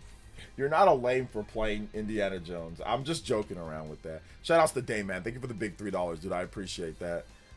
Fire Emblem, Tempest of Seasons. Appreciate your support like always. 58 on the board. We are very close. Combo breakers. Very close to these. Noah and Meal flying through the skies. Let's go. Let's see here. What type of wrestling do you not watch? I don't watch wrestling really at all. Yeah, Kofi squash was universally hated. Yeah. I just think that was a bad squash. But whatever. Maybe they felt that they needed that squash for Brock Lesnar because they're gonna like, who did Brock Lesnar fight right after the squash? Like what were the, if anybody can remember, what were like the championship bouts? Were they like big? Were they like Undertaker and stuff like that? Like that level of star? Was it like John Cena and like if they were like really big bouts like one after another, then okay, maybe it might make a little bit of sense. But even still, I don't think so. So. MMA better than WWE? I think MMA is definitely better than WWE because obviously MMA is like real. But the problem with MMA is that a lot of the stars got old and like moved on. Like a lot of the best stars of MMA kind of like don't fight as much anymore, or just it seems like they're just not there. Like, you know, like the St. Pierre guy. You got like the you know, like all the guys that were on UFC 2010. You know, John Bones Jones. He's like kind of like in and out, kind of like retired, but then like not. Rampage Jackson, like Chuck Liddell, you know, who else? Forrest Griffin, you know, all the guys that really put UFC on the map. All those guys are kind of older now. A lot of them actually are just retired at this point. So that's the thing that I would say is that UFC is great, and I love it. Whenever I see a UFC fight on Twitter, I watch. I don't ever like watch it like during the actual fight. Well, at least most of the time I don't. But like if it's on Twitter and it pops up, I'm watching it. So yeah, absolutely. UFC's great. You know, UFC's great, man. It is really good. But yeah, the golden era of UFC is done. But like I said, all those guys from like the 2010, 2011, 2012, Anderson Silva. Remember Anderson Silva? Oh my goodness. He was like Goku, like Black Goku. He was just like Ultra Instinct, you know? So like yeah, Anderson Silva, John Bones Jones, Forrest Griffin, Frank Mir or whatever. Yeah, Frank Mir. I think that's what his name was. Chuck Liddell, Quentin Rampage Jackson. He's a streamer now. So yeah, all those guys. Oh yeah, I know. There's definitely some good new guys for sure. There's like, you know, there's definitely some like the who's that one guy, like the big square-headed Nigerian dude. There's the other Adesanya or whatever his name is. There's definitely still some really good players in the arena for sure. Yeah, Khabib, McGregor. Yeah, that stuff was peak. I did watch that one. Yeah, I did watch Khabib choke McGregor out like real quickly, and then like he tapped out, and then he gave him like a little extra juice on it at the very end. Like, how dare you talk about me? Yeah, Khabib stuff was fun. Khabib would just take you down and choke you out, just submit you every time. So yeah, that stuff was good. I quit watching MMA a long time ago, but I enjoy the theatrics in wrestling more. You enjoy fake theatrics more than actual real fighting? Well, a lot of people do. A lot of people do like wrestling more, so that's true. That's true. I don't know. I mean, like I said, wrestling's cool. Like, obviously, it's good theatrics. It's a show. It's not a real sporting competition. It takes athletic talent, but it's not a real sporting competition, like a real sporting competition. So there's room for both of them. I think they're actually the same company now, right? Isn't like UFC and MMA like or UFC and wrestling like joined together anyway, so it's like the same thing now. When the acting gets bad in WWE, it takes me out. Yeah. Yeah. Sometimes I like when the match isn't good, you know, when the match isn't really good. But like UFC's a whole, like when you're watching UFC, it's a whole different thing. Like UFC is, it's visceral. It's like a fight. That's very different from watching like a programming, like a show. I treat like wrestling like a TV show, whereas MMA, that's not a show. That's like an event. Like boxing, MMA, those are like actual events. They're not shows. Like the NBA isn't a show. The you know, the NFL, I don't treat that like, oh yeah, it's like, you know, it's like, oh, I'm watching like a block of TV here, like a sitcom. Wrestling's like a sitcom. I mean, it's a whole different vibe, a whole different thing, you know. Like it's got storylines, it's got all different type of stuff. We got acting. UFC don't got all that. It just got like hyping for the fight, you know, and then like they fight, and then that's that. And they talk a little bit, and then they're done. And they do interviews, but it's not the same as like, you know, wrestling.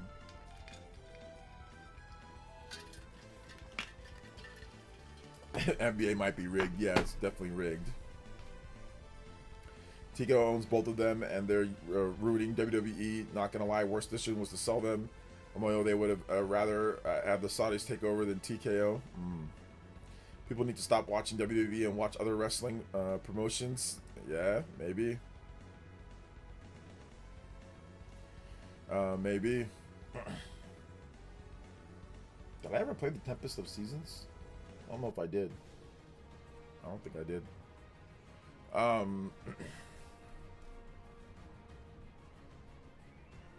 What if wrestling was real? Wrestling is real. Like, it's real and it's not real. The reason why wrestling's real is because, like, the wear and tear on your body is real.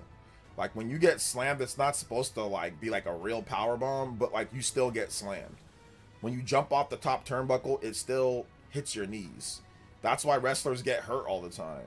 That's why there's always injuries. Like, if it wasn't real, there'd be no injuries, right? It'd be like, there'd be nothing. It'd be as safe as maybe like an actor acting on something, which, once again, there are stuntmen for a lot of actors, but like, wrestling's like real and it's not real. The wear and tear on your body, the injuries are real. And we've seen concussions, torn ACLs, broken bones, all sorts of stuff. Like, wrestling's real and it's not real.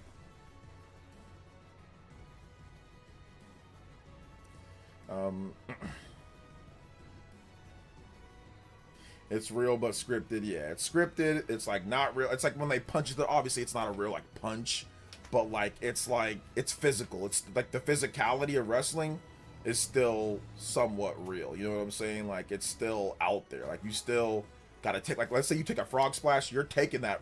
There's no faking a frog splash. Like, if you're actually like when Speed jumped off the top turnbuckle over to the announcer's table, the guy actually took he took that. That's a real frog splash, and you're expected to be able to just take that, you know? Like, that's real, you know?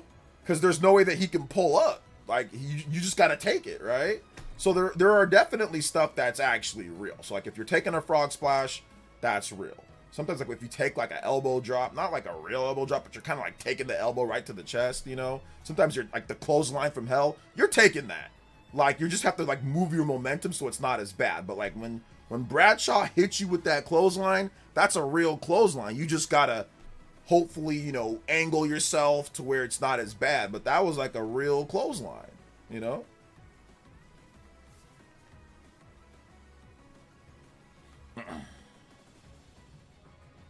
Let's see here. Not that is, but irrelevance. But that one dude who you debated, you made a video about you, but find it crazy. Like, they just happen to be buzzing around it here. You mentioned them, and it's all stunts. Well, I think you. Okay, hold up. Never mind. Those are not the same people. Well, yeah, I don't really care. Anybody can make a video all they want to. That's fine. You know, that's fine. They can make a million videos. I don't watch their videos. And I don't know who I don't know which person you're talking about debate. I debated lots of people, but I'm guessing it's that weird slop tuber. That guy's obsessed, you know what I'm saying? Like, he's definitely obsessed with me. He's made, I think, like 1 million videos. I don't know, he likes looking at me. So listen, man, I don't care what you're into. I'm guessing you're talking about the robot slop guy, right? You're talking about him. So I don't care what you're into. I don't discriminate against people that like, you can like whatever you like, but I definitely think he's a bit closeted. I'm not sure. So, and that's fine. Once again, it don't matter to me.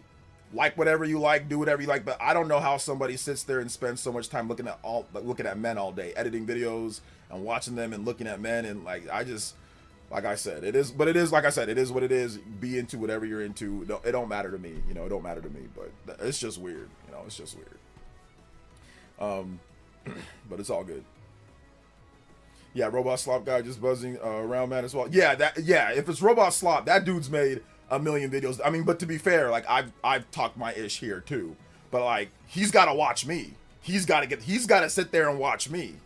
You know what I'm saying? I don't got to watch his channel. I already bopped him in the debate. He can clip this too. He can make another video. I'll give him some more work to do. The cool thing about me is that I don't watch his channel. It sucks. It's ass. He just sits there and talks. His IQ is low. College that was never even a thought for him. Like I'm guessing high school was tough for him too. But he's an idiot. He just uses AI for everything. Like that's why he got crushed in the debate that we had. And he's been salty ever since. I think he said that I said something about his wife or something like that. So he's been angry and mad ever since then. He's not gotten over that from after getting his ass whooped last year in that debate that we had. And he's basically just been, like I said, making weird closeted videos pretty much every single all the time, like 24/7. He is obsessed.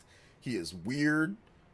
Like I said, I'm not into that, but he's into that. So it looks like he's into that. Because like I said, all he does is sit there and look at other men and make videos on like people, just like about Nintendo, like Nintendo fans. Like that's all he does.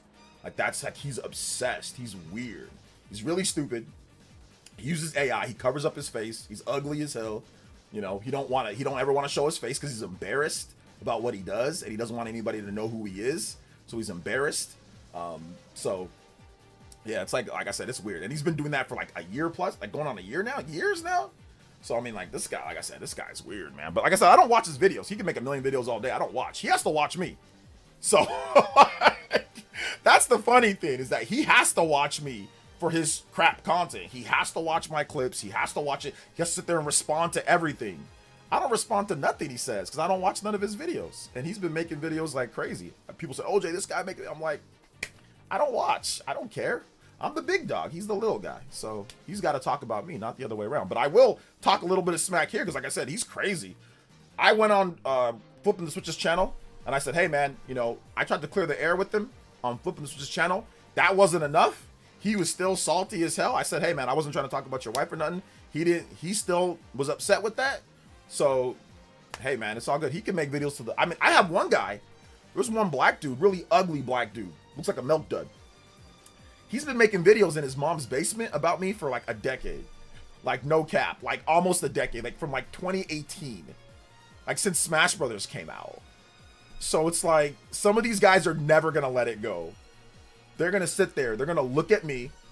They're going to watch my videos and they're going to react for their whole life. For pennies, for 1,000 views or 2,000 views on YouTube or a couple hundred views on YouTube. And they're going to sit there and watch my stream and watch clips every single day. So, and I'm going to watch none of theirs. Pretty much nothing. I'm not going to watch a single thing because I would never waste my life ever watching anything that these idiots have to say. I feel dumber after I debated that guy last year. He's a freaking moron. He's legitimately a moron. But if he's not, I would love to see it. You can clip this and take an IQ test. I want to see where his IQ is. If his IQ is above the average, which I don't think it is. I'm not sure if it's even average. If it is above, maybe I'll watch a video or two. But I gotta see it because I don't think he has comprehension levels of a 7th or 8th grader. I don't think so. And he's, like I said, he's weird, obsessed weirdo. So I had somebody link me saying, hey, they said something about you. I'm like, dude, he's making polls on his making polls on his YouTube channel. Dude is weird, man. Making polls. You are thinking about other men. about other YouTubers, other men, to make a poll on your channel about other YouTube channels, other men. Bro, closeted. Let me just say it right. And that's fine. I don't discriminate. I do not discriminate, but definitely closeted. Definitely closeted. Because how could you sit there and respond and look at men all day like that? With you, like, how can you do that? I mean, don't you? You've got other stuff to do, brother. Like, I'd have to just. My wife would be looking at me like, why are you watching other people's videos like and responding like that? She would look at me like I'm crazy, you know. So, but hey, it is what it is. He can do whatever he wants, man. I'm not watching though. I'm not watching. I just remember real quick. I'll spend one more time so he can clip this too and talk about it. I remember and the reason why I say he's a moron is that we had a debate last year, right? And in that debate, he said, you brainwash your fans. And I said, how? He's like, you do. And I'm like, define brainwashing. I don't know the definition. He literally said, I don't know the definition of brainwashing. I said, so you're telling me that I'm brainwashing my fans, but yet you can't tell me the definition of brainwashing.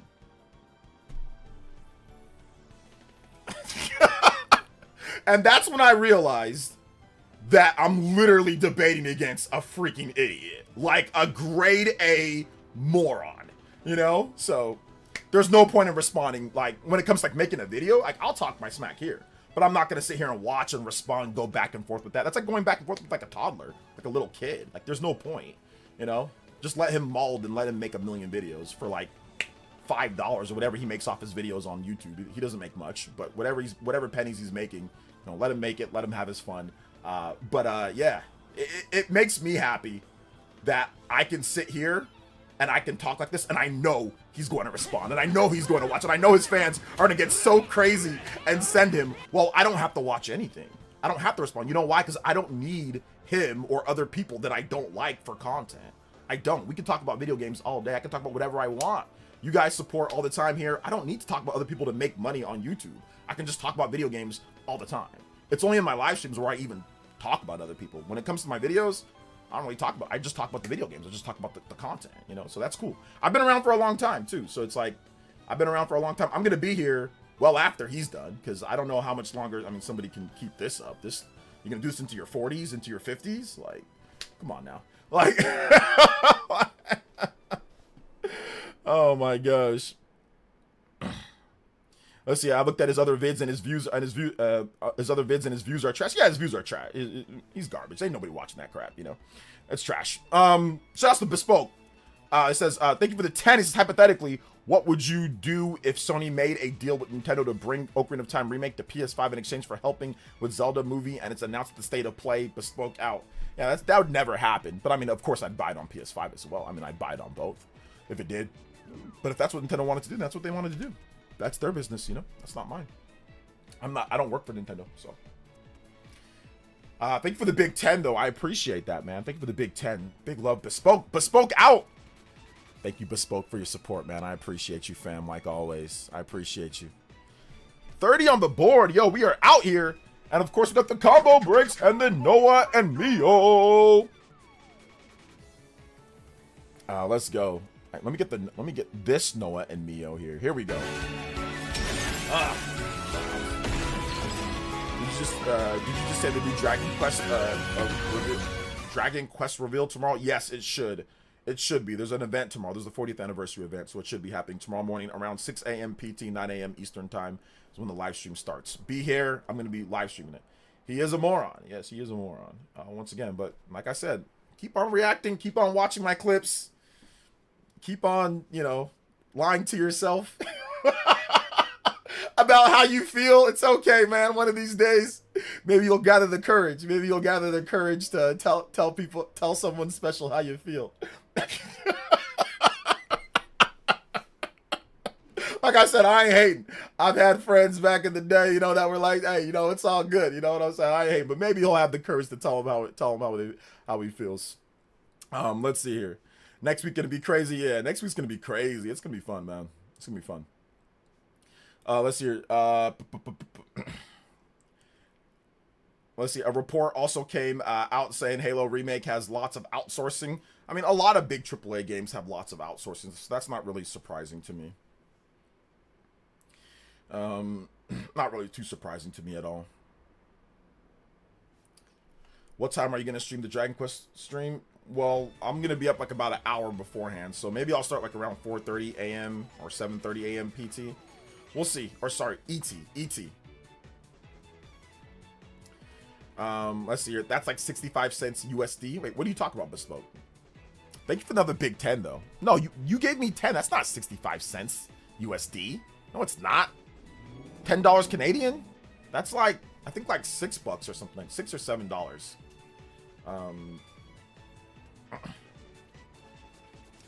Tomorrow is the beginning of the Summer Gaming arc. Summer Games Fest. Super Summer Games Fest arc. Let's go.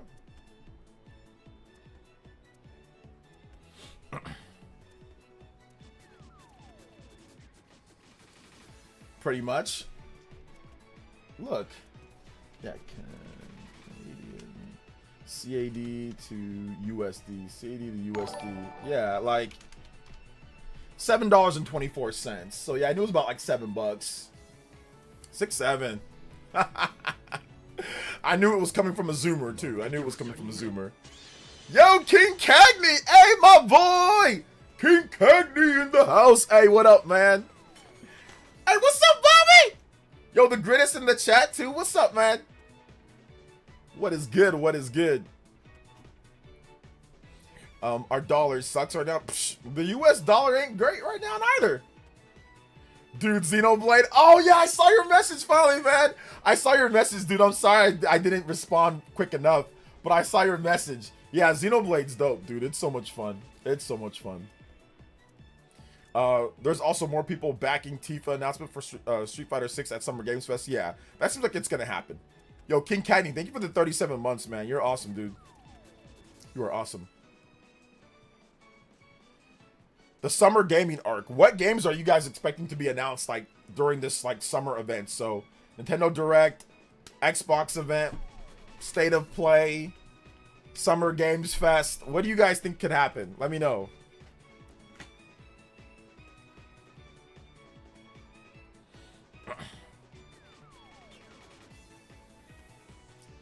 GTA 7. We just gotta skip past GTA 6. They just announced GTA 6 and GTA 7. GTA, and you know what they call it?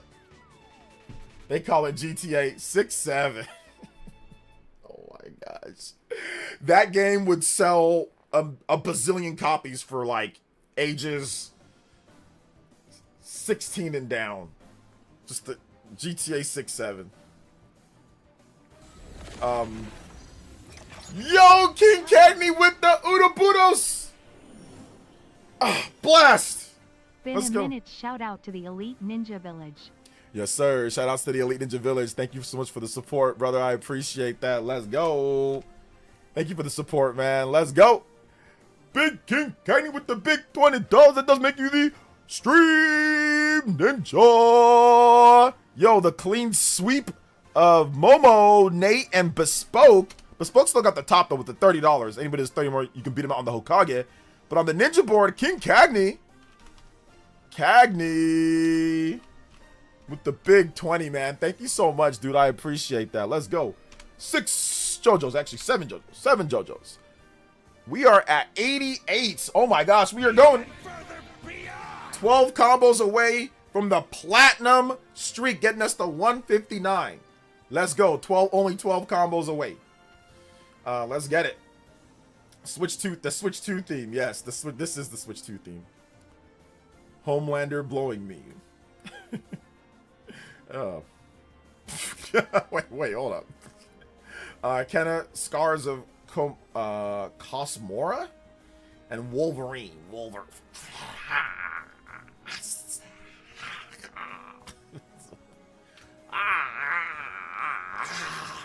This is gonna be going crazy on people. Oh my gosh. What happened to Tides of Annihilation? Nothing. They're still developing it.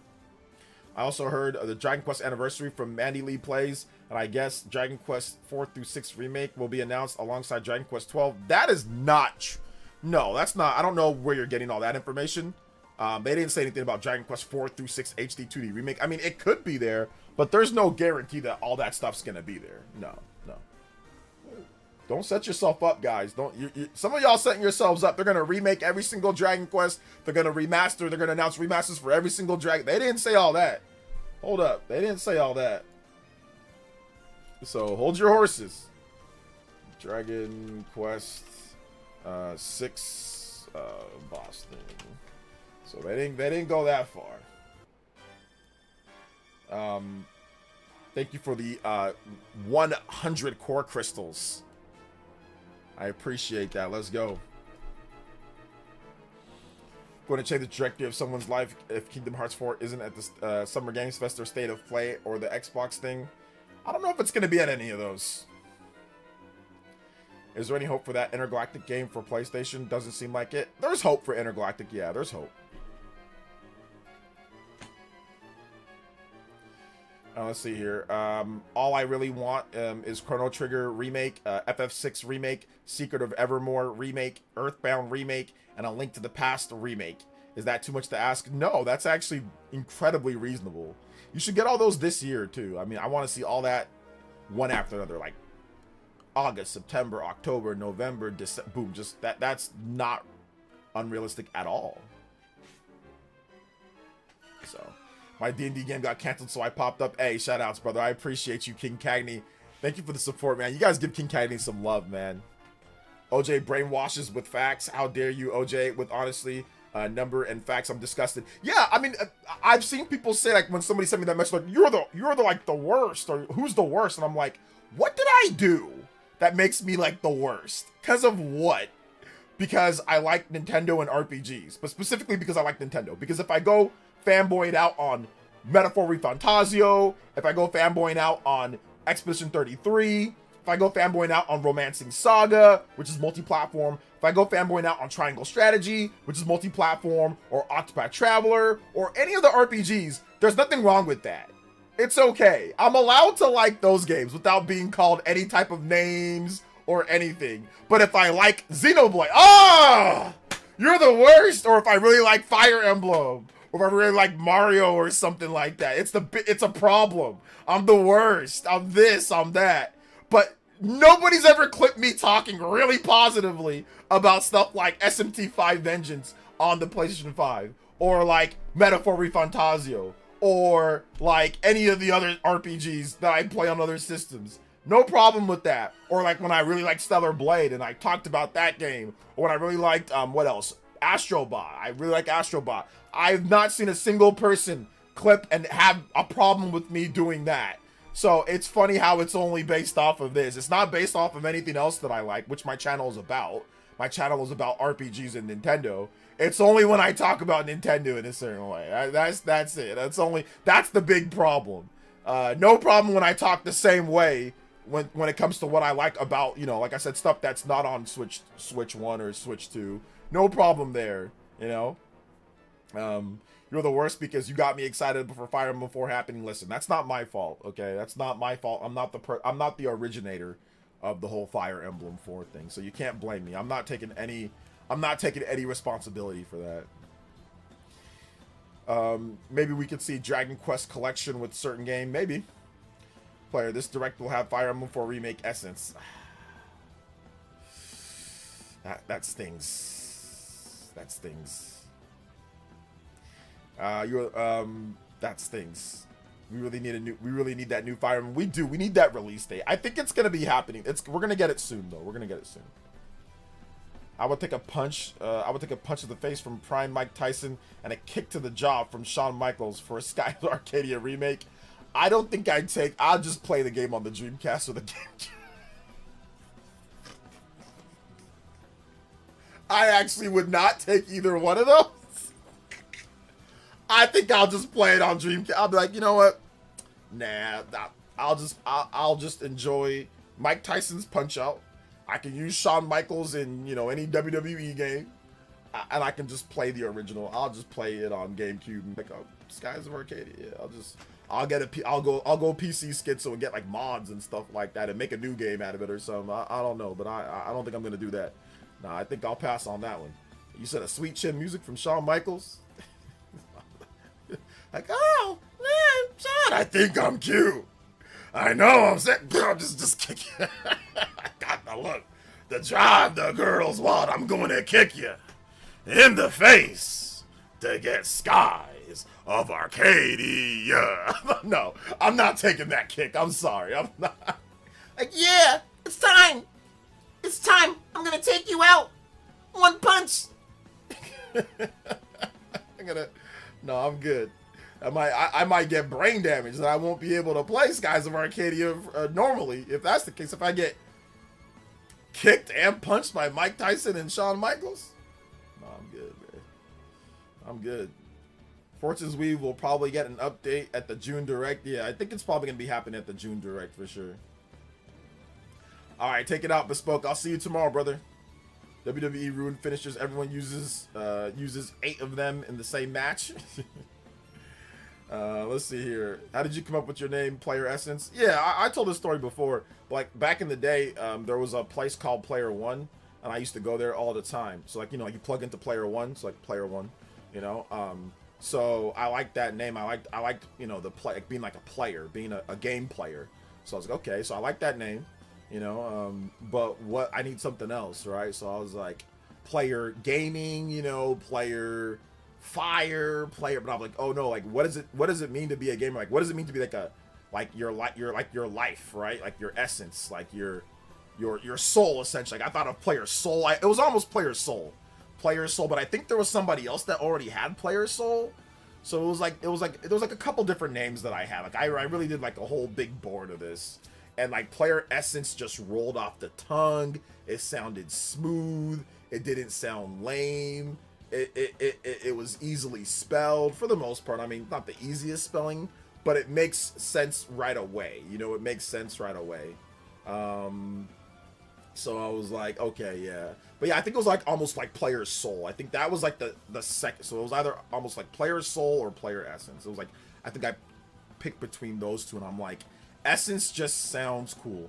At the time, I was really into a game called Blue Dragon, and that also inspired me. Blue Dragon on the 360.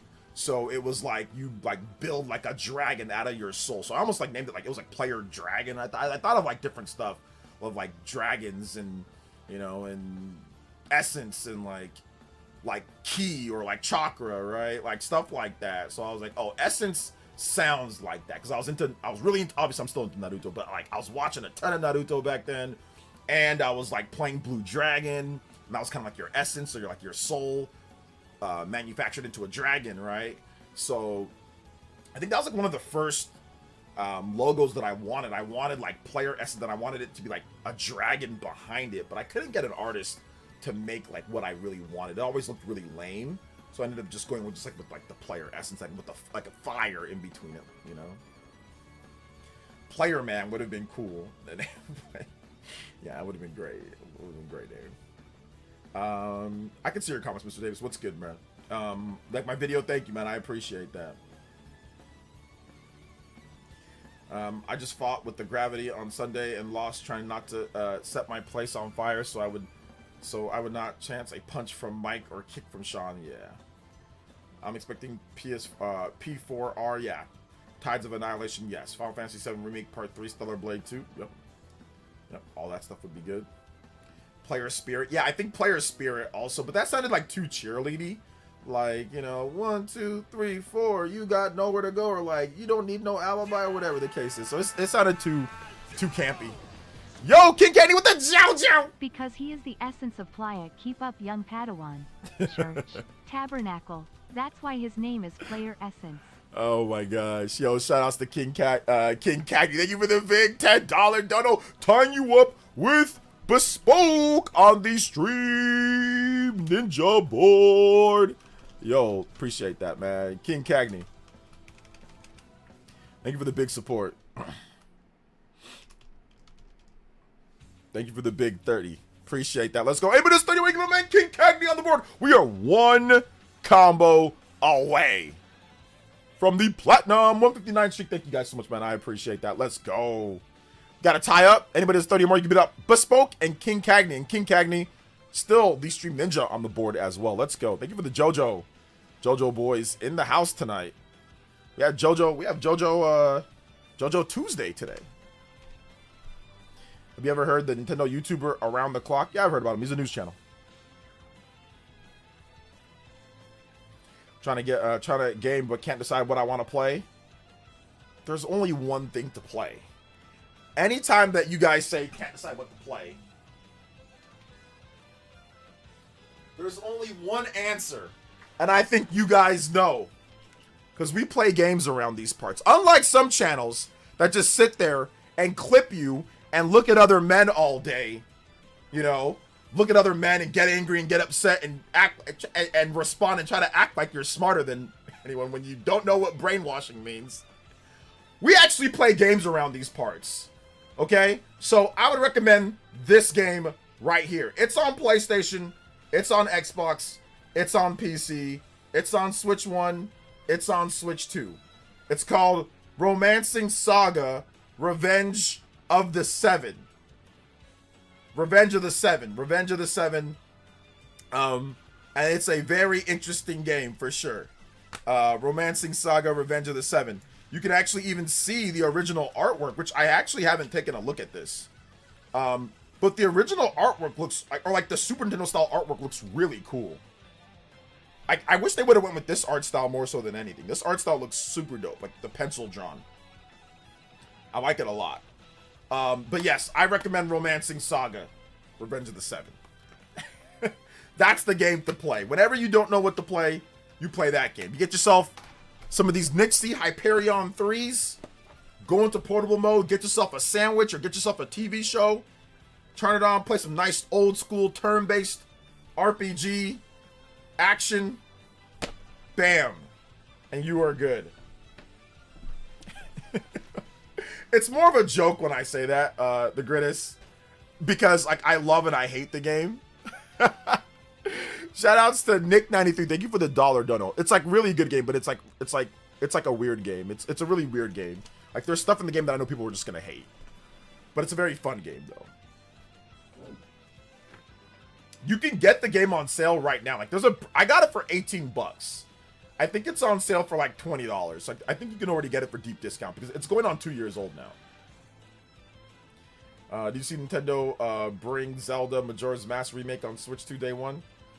Yeah, I wouldn't buy. I mean, you don't gotta buy it full price though, because like right now it's full price on like Steam and everything. So there's no need to buy it full price. If you want it digitally. Do you see Nintendo Majora's Mask remake Switch 2 day one? Nintendo bring Zelda Majora's Mask remake Switch 2 day one. It's too early to talk about that. We need to get the Ocarina of Time remake first before we start talking about Majora's Mask. Yeah. I can't play too many JRPGs. I fall asleep outside of Chrono Trigger, Pokemon, and occasional Fire Emblem. This one will not make you fall asleep. This one's very exciting. It's a very exciting JRPG. It's very exciting. It's very different because the reason why you won't fall asleep is because you're never using the same characters. Well, technically you are, but you're using descendants and they change. Like every 2 missions, main missions, you get a whole new generation of characters. Same character, same class, but a different person. And you go into the future hundreds of years. I am 800 years into the future already. So that's the reason why like I have not fallen asleep. And also the combat is exhilarating. It's actually really fun combat. The combat system in the game is really good. It's called like a glimmer combat system. So every generation gets stronger and stronger. Your skills get more potent and potent. Some generations can unlock skills that previous generations cannot unlock. So it's always good to go to new generations, fight stronger enemies, and use the descendants to potentially unlock moves that can be inherited over the course, like mastered over the course of generations. So it's very, very, very interesting in that sense. Because every single 2 big missions, you're fighting a new, you have a new generation. Same classes, same weapons, same items, same everything. But you get stronger, you can unlock a new attack that a previous generation just couldn't unlock. They just weren't strong enough yet. It wasn't potent enough yet. You get stronger and stronger with each generation. You learn different battle formations, and it becomes very, like I said, it becomes very interesting. And also, the story's not bad. You've got these 7 heroes that save the world, but something happened to them in order to save the world, and they were twisted. And now you have to kind of take them out. And then there was also this great calamity called the termites that came. And, like, you go back into the past, and, like, you see them. Like, they leave behind, like, these little discs that show you what happened. So, yeah, it's pretty cool. It's pretty cool. It's weird, but it's fun. It's interesting enough. All right, take it easy, King Cagney. Thanks for coming out to the stream. Also, combo breaks and limit breaker as well. Let's go for hitting that 100 combo. Let's go. Big love. Thank you guys for the support, man. I appreciate that. Can't wait for the second Trails in the Sky second chapter. Yeah, I like this game way more than Trails in the Sky first chapter. I think I'm 50 plus hours in now, and I think I can definitively say that. I know Trails in the Sky maybe is a better game, and I know it's probably better for like stuff, but I think I like this game significantly more than Trails in the Sky. I've put about 30 to 40 hours into Trails in the Sky first chapter, and I think I definitively like Romancing Saga 2 Revenge of the Seven more, despite it reviewing nowhere near as good, you know, or anything like that. So have you seen the new game from Acclaim called Kid Bash Super Legend? Nope. What's that? Did they just announce it? We could always play Multiverses. Yeah, Multiverses. Remember that game? Have you ever considered using XR glasses with Switch 2 like the Virtual Luma Ultra? No. I can't wait for Chills in the Sky. Okay, I heard that. How's Baron doing? I haven't heard anything for a while. I'm not sure. I haven't heard about. I haven't seen him in a while.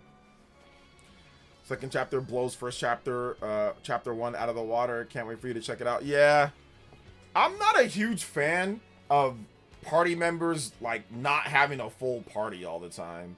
Like Trails in the Sky first chapter does that way too much. Like maybe second chapter doesn't do that, but first chapter does it to where like it's just two of them for like way too like. And maybe the game's balanced that way, but yeah, I'm not the biggest fan of like the characters leaving all the time, like and all that. But like I said, maybe obviously by the end of the game you get your characters and all that, and you know it's better. But I need to finish it. I definitely need to finish it. But there's something about the writing. There's something about the story structure. There's something about the how you travel. There's just something about it that it doesn't like. People talk about it as if it's like, oh my gosh, this game is like the goated. And then when I play it, I'm like, I'm not getting those goated vibes like with the dialogue and like with the story, like with the pacing of the game. I'm not getting that. I'm not feeling the same way that other people are feeling. Like people like it's a 90 plus Metacritic type of game. I'm not feeling that. I am not feeling that at all. Like I think it's good, but I'm not quite feeling like that 90 plus. You know. Did have an issue with it. I don't think there's anything particularly wrong like with it per se. I'm just saying for my own personal, not that what I'm saying is a flaw of the game. It's just not my preference. That's all. Yo, Federico, thank you for the 5. It says, what up, OJ? You heard that there will be a Witcher 3 stream this Thursday. I'm hoping there'll be a Switch 2 version. Yeah, I don't know. I wouldn't bank on that, but I mean, that would be cool. Yes, that would be cool if they did announce a Switch 2 version of Witcher 3. I would like that. Actually, no, I wouldn't. I don't like The Witcher 3. What am I talking about? I think it would be cool just to have it for people that want it. Yeah, there we go. There we go. It's because you played Xenoblade. Oh, well, Xenoblade ruins other RPGs for you. But Xenoblade isn't ruining... Xenoblade didn't ruin Expedition. Xenoblade didn't ruin SMT5. Xenoblade didn't ruin Metaphor Refantasio. Xenoblade didn't ruin Romancing Saga. Xenoblade has not ruined a lot of RPGs for me. So I don't know. I mean, I used to think that, but I don't think so because I've played a ton of RPGs post Xenoblade, you know, like I mean, I first played Xenoblade back in, 2011. So I played a lot and I thought a lot of them are really good. You know, obviously Persona 5, Persona 3, Persona 4. We've gotten all sorts of stuff. So speaking of Xenoblade, let's go. More Xenoblade.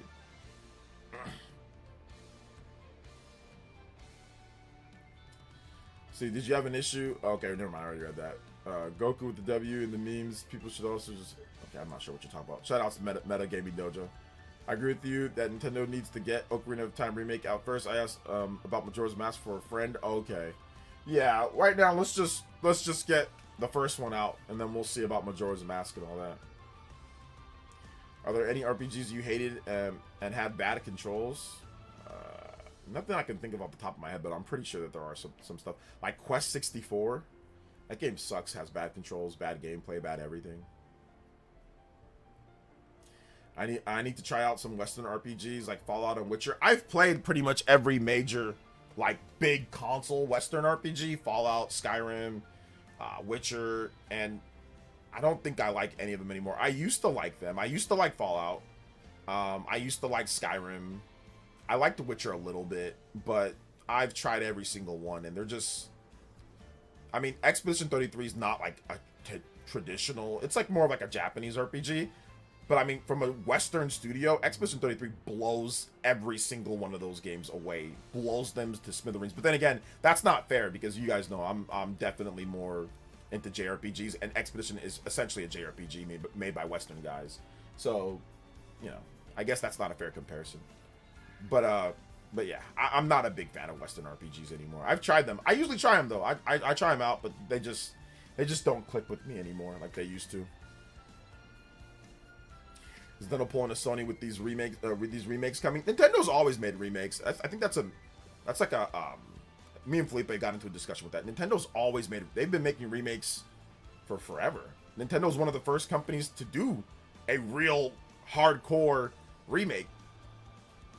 Super Mario All-Stars on the Super Nintendo. That was a full remake of 4 games: Mario 1, Mario 2, Mario 3, and Mario Lost Levels, or Super Mario Bros. 2 Japan. And that was the first time that America got the real Super Mario Bros. 2. It was a remake of the Lost Levels, which was the Japanese. It's called Lost Levels here in the US, but in Japan it's just Super Mario Bros. 2, whereas we got the Super Mario Bros. USA. So that was the first time that we actually got to play it. And that was a full remake. That was a full remake of Mario Bros. 2. So Nintendo's been making remakes for a long time. They've been re-releasing, remastering, remaking things forever. I mean, the Game Boy Advance just had all sorts of recompilations or remakes or remasters of Super Nintendo games, and you know, Super Mario World 4 Advance and the Yoshi one and all sorts of stuff. So Nintendo's been doing that for a long time. That's why I don't understand when people say, "Oh man, they're doing it like Sony." I'm like, they're doing it before Sony. They were the original Sony. I mean, look at Link's Awakening. That got remade as well. They've remade so much stuff. They've remade and remastered so many different things over the years. Super Mario 64 DS. Yep, which they basically just like remade that. Look at Luigi's Mansion for the 3DS. They remade that. Bowser's Inside Story. They remade that. The DS games and 3DS games. I mean, there was also some like Mii stuff, right? You know, they've done. So what's that one game on the Wii? Was it Miitopia? Whatever. So like they've remade all sorts of stuff. I want a remake of Kirby 64. Need some TLC and quality of life. Yeah, they remade Kirby Return to Dream. They remastered Return to Dreamland Deluxe. They remastered that game. So there was that. Damn, that was before your time. Okay, yeah, you don't know about it? Oh man, bro, check this out real quick.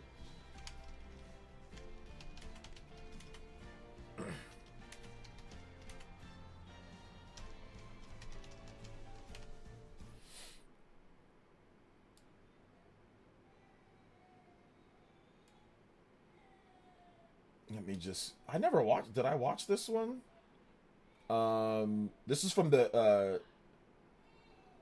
So check... This is from GTV. He's like one of the greatest YouTube channels of all time. But check this out real quick. If this was before your time, I'll help you out when it comes down to it. Let me see if I can find something. The Princess and Toad, who are only playable in Super Mario Bros. 2, match their non-playable appearances from other games. Mario also flashes a peace sign, a habit he picked up in Super Mario World. Another improvement are the pixelated transitions seen between areas of the game. The graphical effect was used in many Super NES games, a trademark of the machine's graphical style. These changes are impressive, but the game's stages and the backgrounds are where the 16-bit graphical overhaul... See that? This is the original, This is the remake. So Nintendo remade a complete remake. Look at that. You got completely new graphics. This was before remakes were even like, people didn't know remakes like they know remakes now. This was before that. This was back in the early 90s. Truly shines. It's a The full original remake. 8-bit games all had plain single-color backgrounds for each stage, except Super Mario 3, which had backgrounds in a few places. Look at this. Though Yo, not. look at Super Mario. Look at the graphics in Super Mario Bros. 2, and then look at the original game. My son is going crazy in the background. Sorry about that, guys. He's upset about something. I think he just woke up. He's hungry, so mom's getting him food. So like look at this, bruh. Look at the detail. This was unlike anything that we had seen before. Look at the detail in the backgrounds. Look at the better like the color palette. It was crazy. I remember I got this back Every then. overworld stage has a gradient sky and horizon with objects in the background and foreground. For stages at night, stars twinkle in the background sky. This- in underworld stages, detailed backgrounds. This was Every mind-blowing overworld to stage me. has a gradient sky and horizon with objects in the background and foreground. For stages at This right here, when I saw this night, and I saw the twinkling, like the stars and all that, I was blown away. I was legitimately blown away. And look at the gradient effect. In the original, it was just pitch black. It was darkness. It was Charlie Murphy. It was just pitch black. It was a weird stage. I mean, but it was like, hey, look, whatever. But now you see like the gradient, like the light purple or the light black, and then it gradiently fades. And then you have the stars in the background. You have the colors. They got the tree. Like, it's so much better. This felt like a new game. Even though it's the same game, it felt like a new game. stars twinkle in the background sky. In underworld stages, detailed backgrounds show off rock Look at that. formations or structural details. The music in each game has been remastered for the 16-bit sound processor inside the Super Famicom and Super NES. The compositions are the same, though now feel inspired by Super Mario World. Shoutouts to Deported with the 2 says, just do a marathon stream until Dragon Quest 12, OJ. Yeah, right. Another improvement is the save function, made possible through a battery inside the cartridge. You also had multiple save slots, so more than one person can keep their progress saved without disrupting anyone else's. Players had a choice of control scheme with the option of the traditional B- from the original 8-bit versions or the Y-, similar to the setup of Super Mario World. Due to the 4-button layout, it's possible to use separate buttons for running and fireballs. Look at or- that background, bro. When I saw this, I'm like, it's like a real like pipe sewer or something like that. This stuff blew me away because I played this. I think we got this right around the time that it came out, or I think we got it when you bought the Super Nintendo. It came with this game because I didn't get the Super Nintendo right when it came out. I got it like in like a bundle afterwards, and this stuff blew me away, man. This was crazy. Remakes are fine when you get new games regularly, like Resident Evil, Persona having remakes when the last game was a decade ago was annoying. Yeah, I get that. I get that 100%. swinging the raccoon tail, or picking up vegetables. You no longer have to use the B button for both running and an action, a nice gameplay refinement. Several glitches were removed from the games, though not all. Shigeru Miyamoto decided to remove those that he considered harmful to the player, but ones that were helpful were left in. In the first Super Mario Bros., the one-up trick in places such as World 3-1 is still present. This is actually not a glitch, and was intended to be discovered by the player. In All-Stars, the number of lives caps out at 128. In the 8-bit version, going over that number ends the game. I did that. Because the program resets the counter back to 0. As an aside, the 8-bit game could not display a life count of 10 or higher correctly, which is now fixed. Mario could actually jump over the flagpole, though it was rare. If you managed to do it and continued forward, you'd get stuck and be forced to run out the timer. In Game over. All-Stars, the game no longer scrolls past the point of no return. The minus world has been removed. I did In that. the original version, this was a glitch where the player could get stuck inside a wall and pushed through to the other side, Yep, minus world. leading to a warp zone that is listed as -1, an endless, repeating water level. In All-Stars, the glitch sends you to a proper warp zone. Other glitches where Mario could get stuck are also removed. Unfortunately, a fan favorite, the small, fiery Mario glitch, is fixed and impossible to do in Super Mario All-Stars. The difficulty has been adjusted. The number of starting lives is increased from 3 to 5. This is uniform across all 4 games. In Super Mario Bros., right and wrong paths in the castle stages have sound effects, something that is also present in the lost levels. Extra time in castles are now converted into points, whereas in the original game it was not. So now you can try for a slightly better high score. In addition, there are multiple graphical improvements. Mario and Luigi's faces can be seen in the background of bonus areas. Toads are animated after being rescued. Originally, Toad was not just one character. The princess had 7 mushroom retainers, as they were called in 1985, who were also kidnapped. If this is your first time going back to the original series, remember that the princess was not called Peach in the West. Here, she still uses her original name, Princess Toadstool.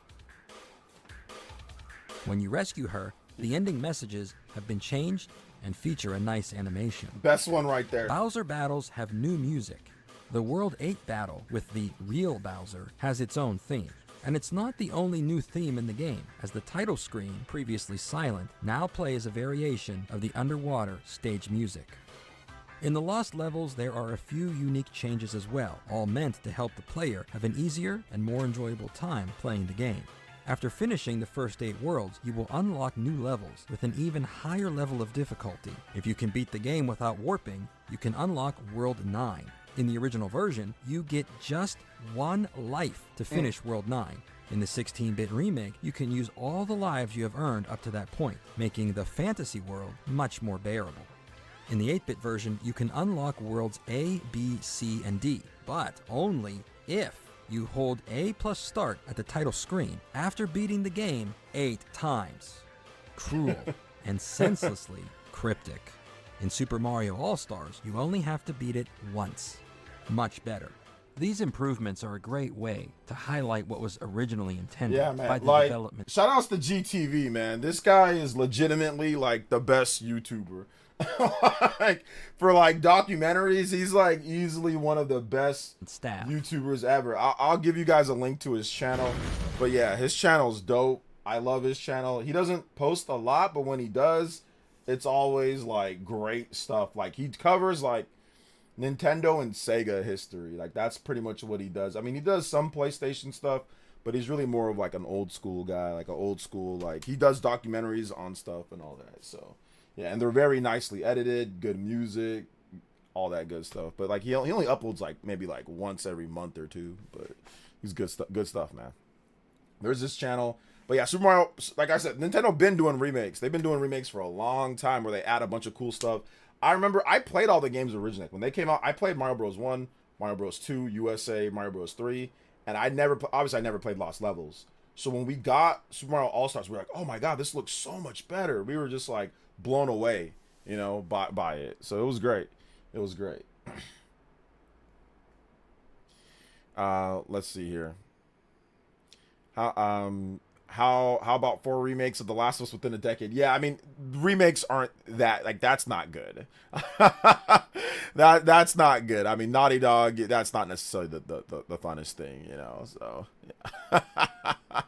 Yeah, that's not great when you've got no new games at all. Shout outs to Big Tank, and he says remakes are okay, but yeah, remakes are fine. Yeah, I got you, man. Thank you for the $5 dono. I appreciate that. Let's go. 112 on the board. We are going Even further beyond.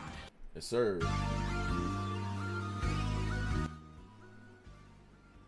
I remember one from those Mario games where you hold down the button on the SNES controller and Mario goes behind the background. You grab the whistle. That was Mario Bros. 3. That was in one of the stages. Like you have like where there's like a bunch of bushes and then like the platforms. And then you go behind one of them and then you just hold down and he just goes whoop, and then you go there and get it. Do you ever think we'll get a Super Mario Bros. Remaster? I mean, no, probably not. Like the original Mario Bros? Nah, I don't think so. I mean, there's no need. I mean, I think Mario All-Stars is already up, right? You can play Mario All-Stars. Or Mario... Can you play Mario All-Stars? I think you can. Right? I don't know if you can or cannot on Super Nintendo. Anyway, either way, yeah, there's no point. Super Mario World blew my mind. Yeah, Mario World was great. I can't wait for the God of War remakes. Yes, I'm looking forward to the God of War remakes. Yes, I'm looking forward to those. Looking forward to those a lot. I think that's probably like the only thing that I'm like truly like, okay, I am so excited for that because I know what I'm getting with those. Like I already know that I love God of War, like the old school God of War, and like they're bringing those back. So to me, that's good.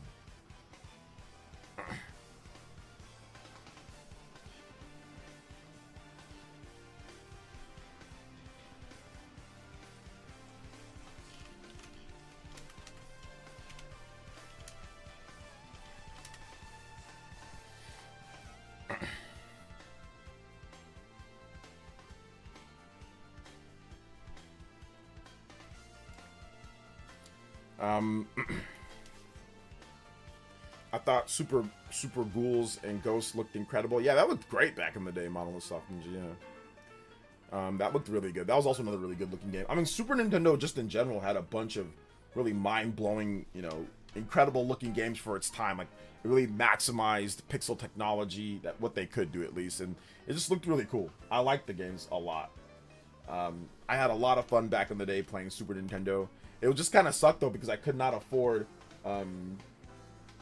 you know, I could not afford the most of the games, so I had to wait for certain stuff. You know, I had to wait for different things. So that was that. So that was one thing. You know, that was kind of cool. Well, cool and not cool. You know.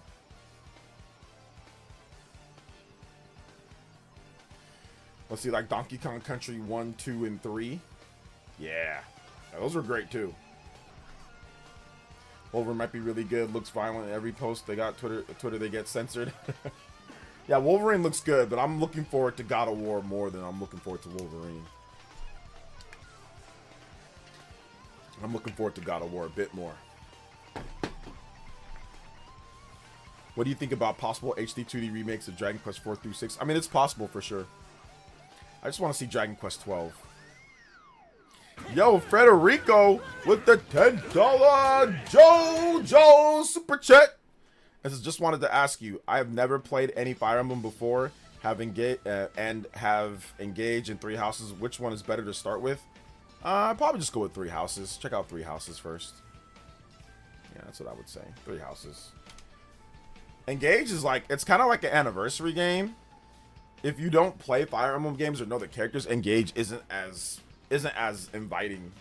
I mean, it's still a great game. The combat in the game is great. It's still Fire Emblem, but the more Fire Emblem characters you know, the better Engage is. Although it does have its own story, like its own unique, separate story.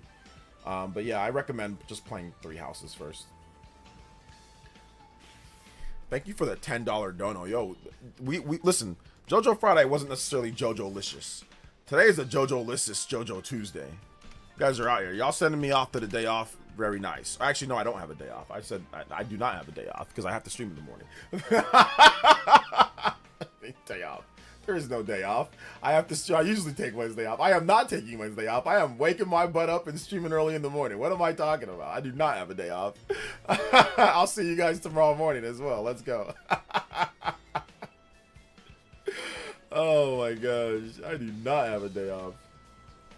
Let's see. Which JoJo's your favorite? Probably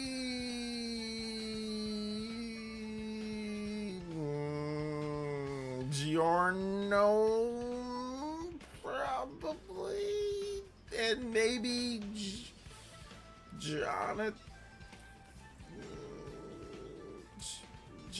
or Joseph.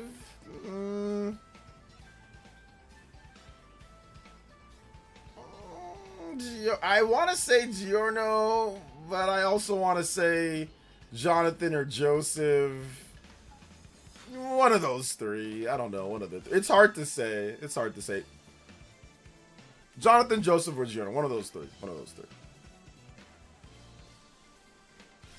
Let's see. I just played the demo of Warriors 3 Houses. I just played the demo of Warriors 3 Houses. Okay, good for you, man. You played. That game came out 4 years ago.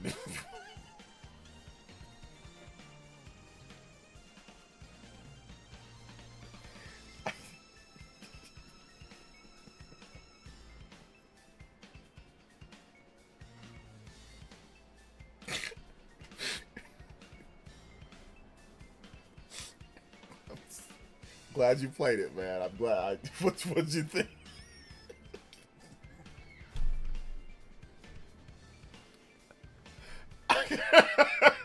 Just-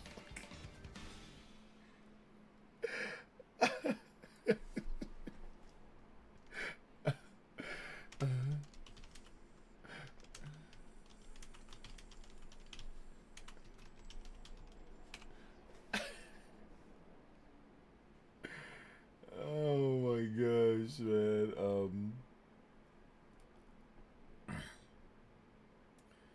Oh, it is what it is.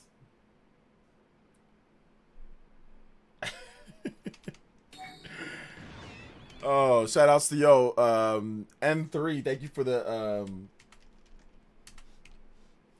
the support, man. I appreciate that, man. Thank you.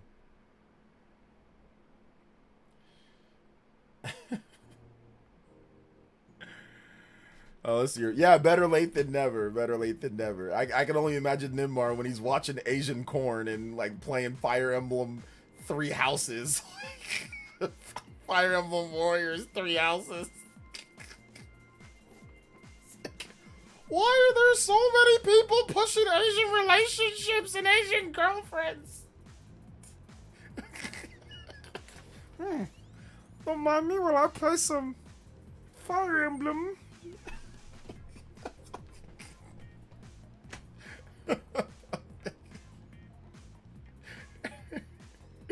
Oh my gosh. Asian.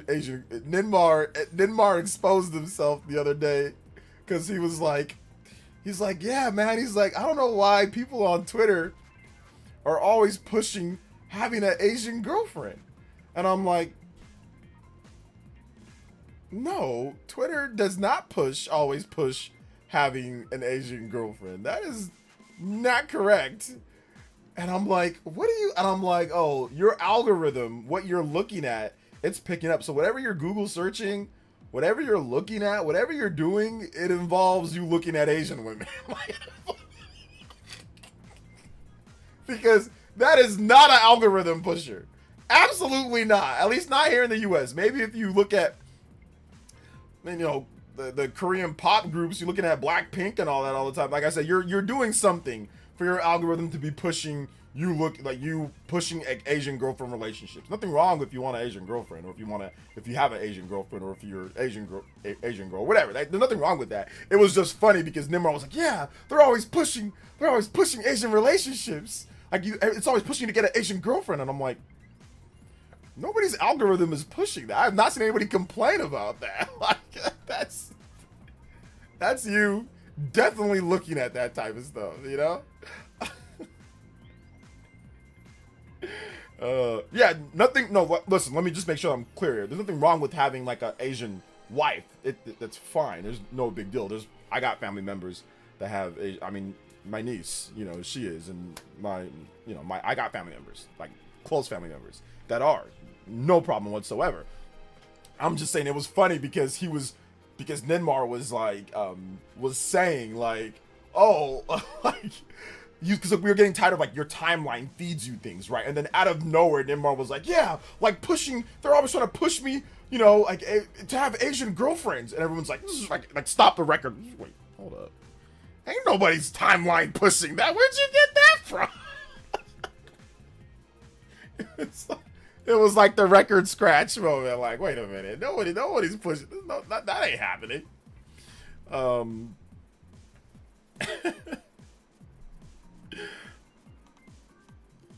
He's like, oh no, he's definitely Google searching. The Google searches. Timeline, bookmarking, Google searching. My man is definitely researching. He's definitely researching.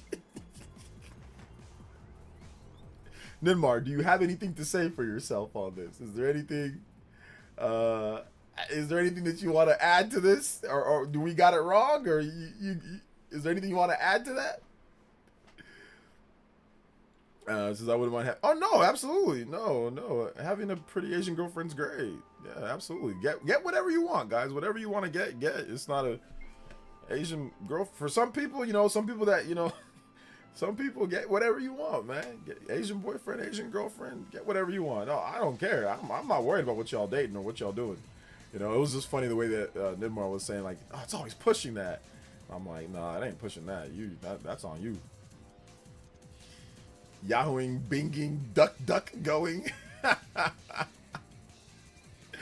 duck, going, man. Let's see here. Blackpink, did I come in at a weird time? Blackpink is it's a K-pop group. It's a very, very, very, very, very popular K-pop group. My daughter listens to them. And I've listened to so much Blackpink music. My gosh, I've listened to a lot. I have listened because we play it when she's in the car with me. And so yeah, I've listened to a lot of it. His silence is telling us all we need to know. It's okay, Ninmar. You don't have to be. You can let us know, man. We're the homies. We're the homies. You can let us know. You said that on purpose, Psycho 5. You said that on purpose. You reversed it on purpose. Tomorrow's a big deal. Dragon Quest XI trailer was released over 10 years ago. We don't get that many of these, I know. It's been like, hey, every 10 years, let's get a Dragon Quest game going. They milked Dragon Quest XI for so long. They said, milk. Here's the Switch, or here's the PS4, then here's the PS4, then the 3DS, and here's the Switch 1, then the Xbox, then the PC, then also PlayStation again. And then we're gonna keep selling the same game over. I mean, man, they milked it, bro. They went hardcore on it. They really milked it, bro. My daughter just got to Vegas for the BTS concert. Nice, 777. Milking lessons from Todd. I mean, Todd Howard is like the milk champion. He is like the milk.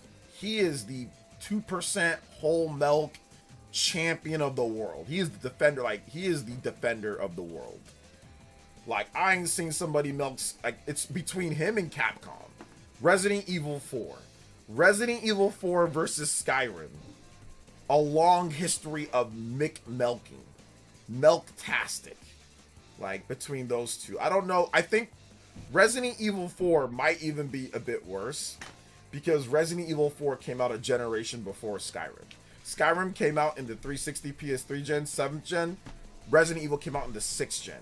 So they had one more gen to milk. You know, they had one more actual gen to milk.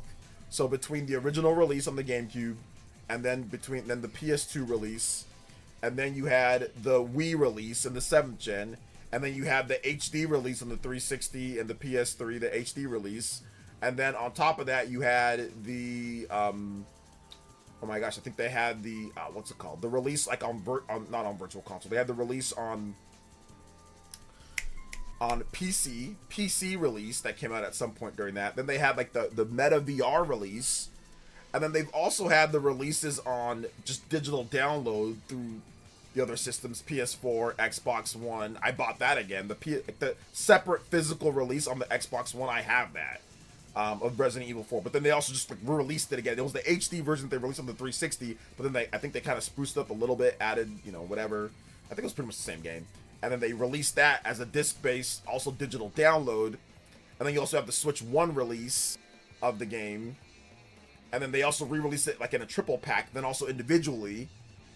And I think they did the triple pack with other systems as well.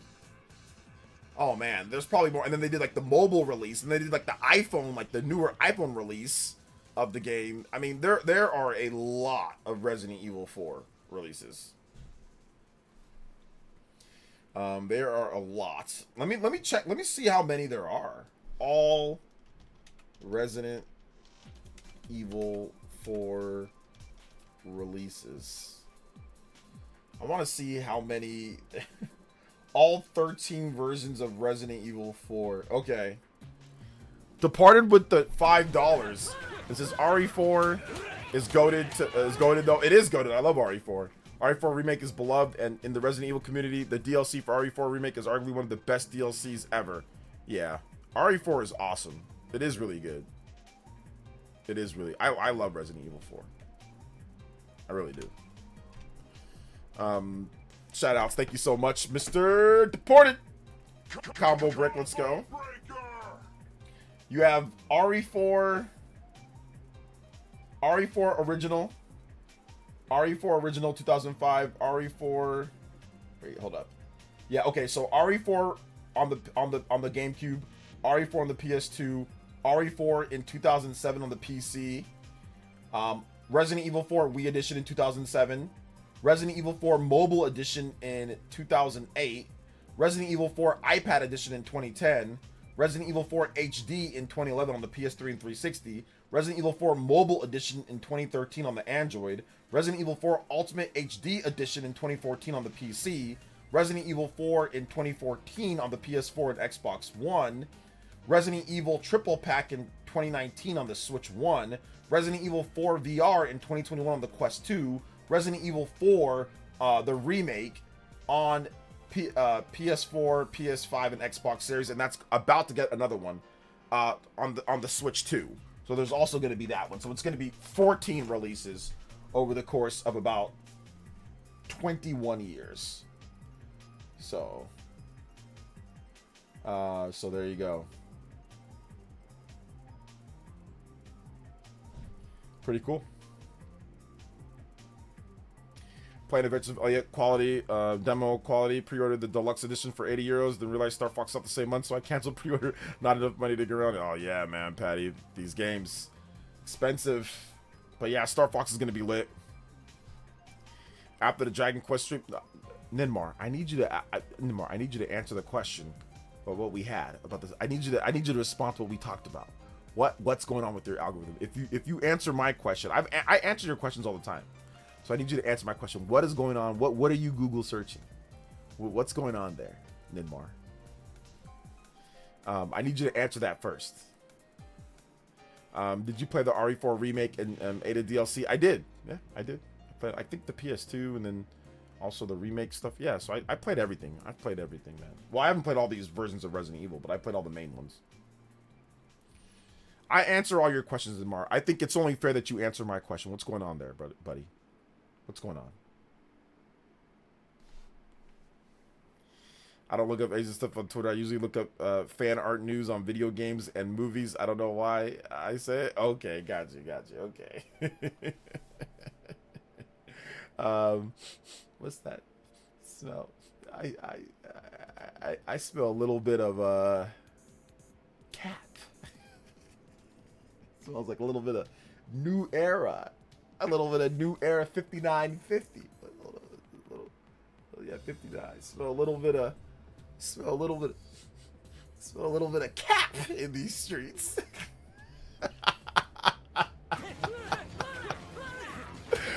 Is that OJ killing this? I smell a little. What's that smell? Anybody smell some new hats around here? Some new Era 59. Smell a little bit of cap in these streets. It's okay, Ninmar. So we've all done it. I asked John the same thing, and he said yes, he's seen it before.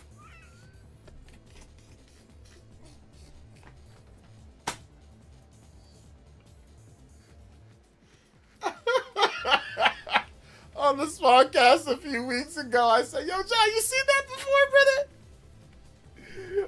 brother?" I specifically asked. He's like, "Yes, I have." I was like, "Okay." I was like, "I just check it." It's okay. John's seen it. Anybody else can see it too. It's fine.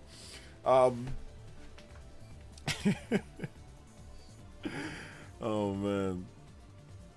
I think you're scared. Oh no, Nimmar's cool, man. He's cool. He can take it.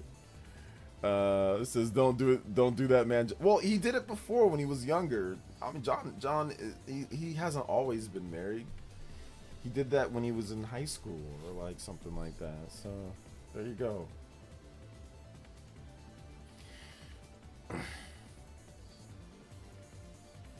High school or something.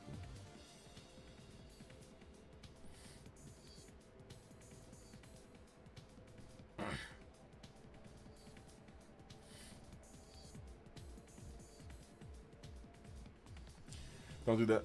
But no, it's all good though. Shout outs to Ninmar, man. Let me answer your question now. I don't. Okay. Let me. What you said. What did you say beforehand? You said after the Dragon Quest stream tomorrow, will you do a later stream or not? Probably. I probably won't do a later stream, no, because I'll be tired. I'm actually tired. I'm actually kind of tired just because I've been doing some like late workouts. So I definitely need a little bit of time off afterwards because I'm getting old. So definitely need a little bit of time off. So a little bit of time off.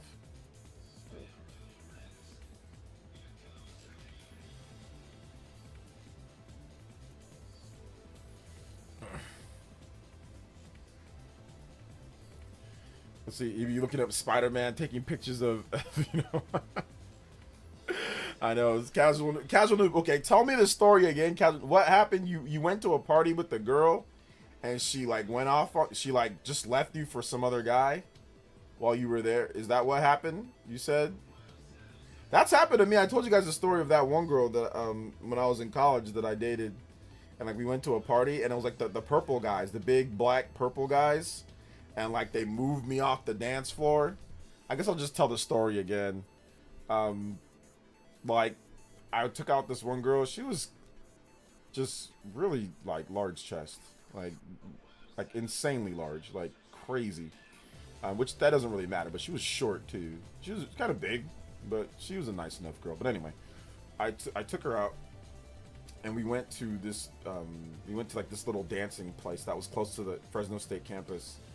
And like we were dancing at first, but it seemed like she wasn't really that interested in dancing with me at first, even though I took her there like as like a date.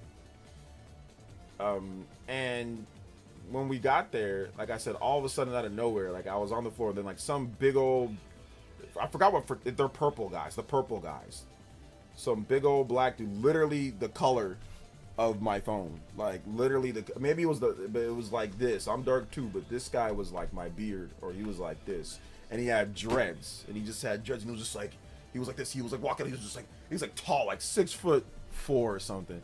He was just like, and like he went like, and we went like this, and he started just moving people off the dance floor, and you know I'm shorter, and it was kind of dark in there, so he might have not seen me. And he just moved, and all of a sudden I just caught like, all I caught was like a black forearm to the face, and him just like moving like a PS2 game. Like, you know how you slide across the floor? I slid like a PS2 game. And I just smelled, it was a combination. Back then, people used to take Axe baths. It was a combination of black, cocoa butter, and Axe. Like, I think it was like the chocolate Axe, you know, fragrance, just being black. And like, you know, so the beard oils or whatever oils that white people usually use, like we use, and like cocoa butter lotion, and it like singed my nose hairs, and he just moved me, and I just like kind of just like floated off to the side, and then they just start doing like these weird dance, like where you put your knees and go, they just start going, they just start like they're doing nunchucks or something like that. So then I'm just like, oh, okay, they're doing their fraternity stuff. So then I go over and I sit down. Then the next thing you know, after they're done doing shouting Skyrim chants, I see the girl that I came there with. She was dancing with one of those purple dudes with dreads. They all had dreads. You gotta have dreads. You gotta be 6'2" and up in dreads. So then I was like, oh, okay, cool, no problem. I said, I didn't even say nothing to her. I just left. I just said peace. So then I just took off. I went and sat down first, and I was just kind of like sitting down, and then I was like, all right, I see how this is. So I went and left. So that was that. So that happened to me. Yeah, I was an NPC, bro. I was an NPC. NPC. I was these description and details of the story, and the funny thing is, like, I'm not exaggerating. Like, literally, like that's like what they did. Like, they went there, they're going, I don't know. Look up black fraternities, how they dance. They're like, I don't know how they be doing their chants and flipping their hands and screaming something. They brand themselves. They got big old bubbly skin. I'm like, bro, what are you, a cow? Like, you branding yourself? Like, branding themselves, just wearing all purple, just dreads. I think that one song was like dum dum dum It was like Yin Yang Twins or something. Like it was always like back then. It was always like hyphy music. So yeah, dodge the bullet. Now, the funny thing is, I actually she lives like in like the next city over where I'm at. She still lives like in the Central Valley. The funniest thing is like a couple of years later, I was working at like a sunglass place. Like I graduated and I was just kind of like working at a sunglass place, and I saw her again, and she came up to me and now listen. After this, like during while we were in college, I texted her like after that whole thing happened. I'm like, hey, look, you know these football guys, these dudes, like these dreadhead guys, or these like they're just looking to, you know, they're not actually looking to be like respectful with you. Like they're just looking, you know, for something quick. Like I actually wanted to date her, you know. And she was like, oh, okay, yeah, no problem. I'm like, all right, cool. Next, you know, I hear she's pregnant. You know, I said that, hey, look, those guys are snakes. Like those guys are, you got to be careful. These guys are snakes. I know because I've been around them. I play football, so I'm like, these guys are snakes. Got to be careful. She's like, oh, okay, yeah, whatever. She basically just brushed me off. I said, all right, cool. Didn't talk to her again. Next thing you know it, she was like, oh, well, I think I ran into her summer. She's like, oh yeah, well, I got pregnant. I'm like, oh, okay. I'm like, how's the dad doing? She's like, oh, well, he's not going to be part of my son's life. I was like, in the back of my mind, I said, could have told you that. That was before I left college, right? I saw her again. So then a couple of years later, I think this was like 2011 or 2012, I was working, and then she came up to me. I saw her at the mall, and she came up to me. She's like, oh, hey, what's up? And then she was like, hey, you know, you're looking good. And I'm like, yeah, you look good too. She was like, hey, you want to get some lunch or something? She like basically just asked me out on a date. And I was like, I was already dating somebody at the time, but I was like, the whole man side of me got the best of me because of the shirt she was wearing. So I was like, yeah, sure.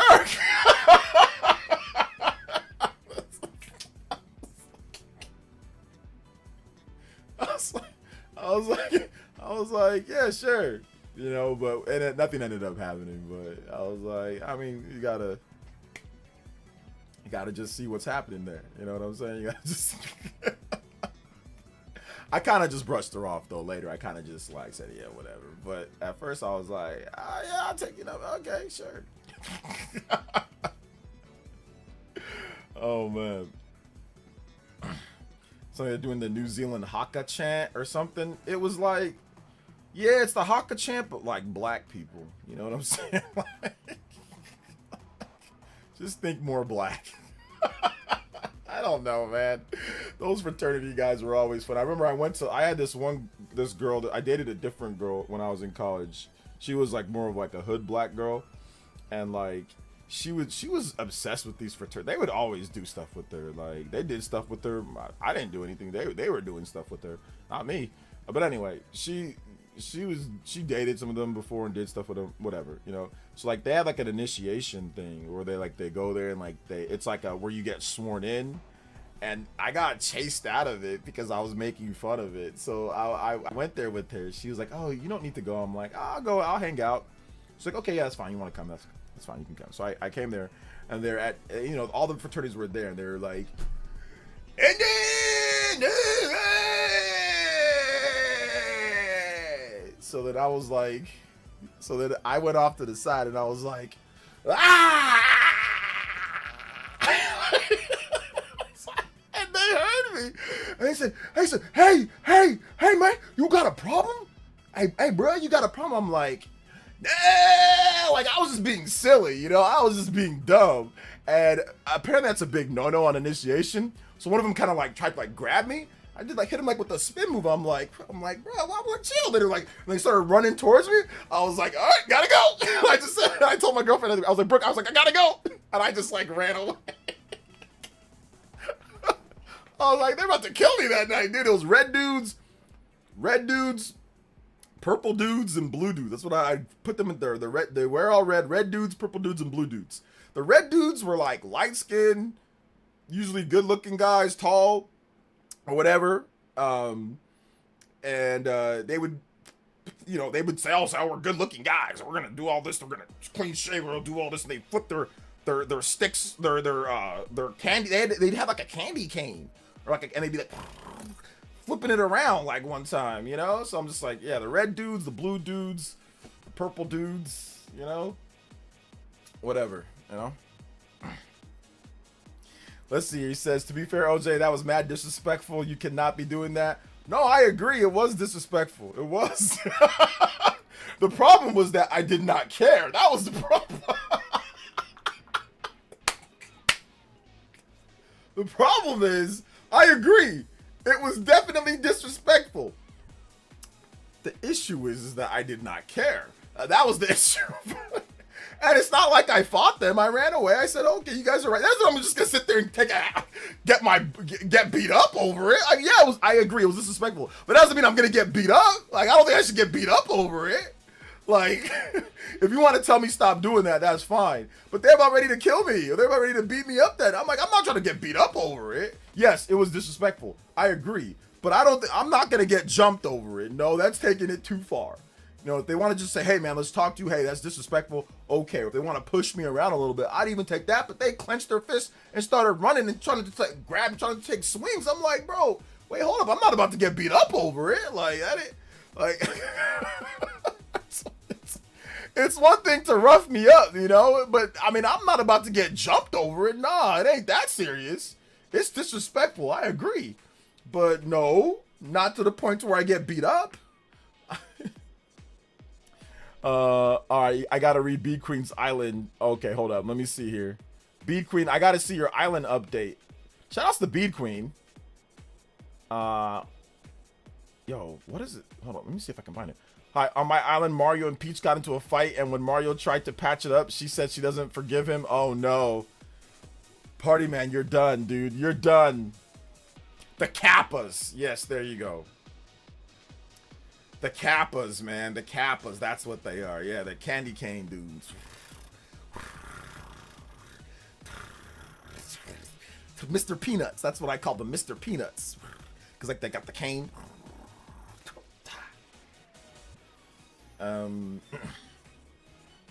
They were going to reenact the basketball scene of the opening of Fresh Prince. Yeah, basically. Fresh Prince of Valley Air. I got into one little fight. My mom got scared. He said, you're moving back. I got into one little fight. Bruh, yeah, I got into one little fight. No big deal, man. No big deal. Oh, man. Let's see. How you're done, bruh. You're done. We were good friends in high school, and everyone knew I had a crush on her. And she met her husband at a party, and I took her to. She friend zoned me too, and shadow realmed, and now I'm here with you. Everyone knew you took her to a party, and you were immediately friend zoned. It was just like, yo, the friend, like the friend zone. My man, that's a brutal friend zone, bro. I remember I saw a friend zone live. Have you ever seen a friend zone live and in person? I remember there was one time my friend Big Cam, he was like 6'6", big old tall white dude. I remember there was this other girl, she's like a basketball player, like a taller black chick, she's like 5'11", and this was like high school. Remember there was like this one guy that took her there. I remember we were all at my friend Cam's house. Oh, actually, was it high school? I think it was right after high school. Yeah, it was actually, I think right after high school, or it might have been like senior year in high school. I forgot exactly when, but anyway, this dude took her there, and she went inside the room with my friend Cam. And we all know what happened. And it was so funny. That dude was sitting in the house, and we were all just looking at him like.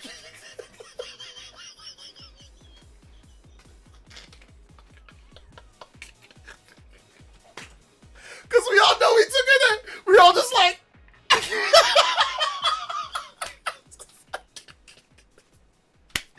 You got anything to say? I was just like, damn. We all just like, gotta pay respect. We all just line up for this man's funeral, bro. We all knew what was happening. The guy was just like, I'm just like, man, yeah, bro. Like, hey, look, bro.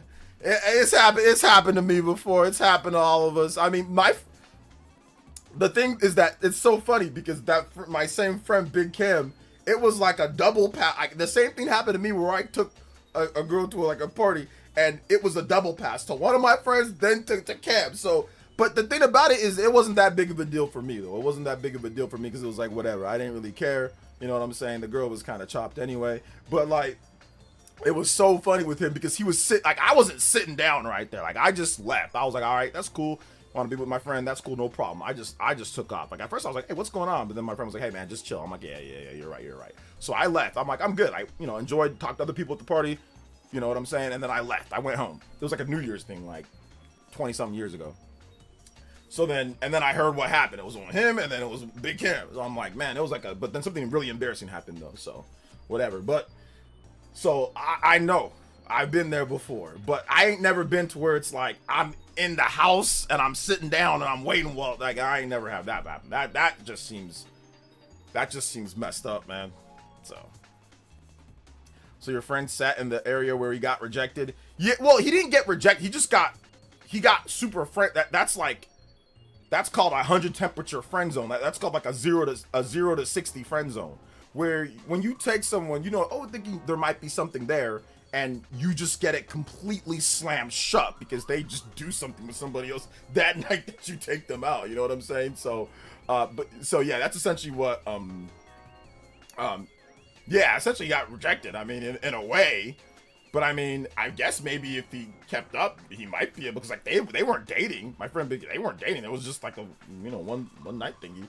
So, but it's like after that, do you have any respect for yourself? Or are you gonna go back? Are you gonna try to go back to that? But I mean, clearly it's sending a message that that's a super friend zone, right? Like clearly that's a clear message. So, let's see here. Did you play the original Tomodachi Life a lot? Nah. But yeah, Princess Peach, I'm sorry, Party Man. Party Man's done. According to Bead Queen, Party Man is done. Party Man is done. Like, they got into an argument, and it's all over. So, it is what it is, Party Man. I'm sorry, brother. Shout outs to Bead Queen. Thank you for sharing that update. Let's go. But alright, guys. We are going to wrap it up here. We've got to wrap it up because I've got to go to sleep early, because we've got to wake up tomorrow morning for Dragon Quest. So if you guys have not seen my most recent video today, check out my Star Fox video. I think it's a lot of fun. So check out my Star Fox video. I think it's dope. No, Mario is done. I'm married to Peach down. Oh, Mario's done. Oh, okay, nice. So it's a triumph. It's a triumph for Party Man. I thought you got dumped. It's a triumph for Party Man. Yes, and on a high note, Party Man, let's go. Party Man is the winner here. Let's go. Party Man beats out Mario for the first time. All right, shout outs though. Thank you so much, guys. I appreciate everybody coming through. Thank you for all the support today. 120 on the combo breaker. We went further than beyond tonight, so I really appreciate everybody that dropped by, man. You guys have been goated, like I said, legends. We're gonna be back tomorrow morning really early. I'm gonna try to wake up by like 4:30 a.m. so we can get this stream going. We're gonna have a nice reaction stream to hopefully Dragon Quest. So we'll see what happens there. We will see what happens. But all right, guys, love y'all so much. Thank you guys so much for coming out to the stream. I appreciate that, and we will see you for the next one. All right, guys, peace. Yo, King Mr. J, I see you, brother. Hey, shout outs, man. I'll see you guys tomorrow morning, bright and early. Probably like around 7:30 a.m. Eastern time. 7:30 a.m. Eastern time. So it's all good. All right, guys. Peace out. Love y'all. Deuces.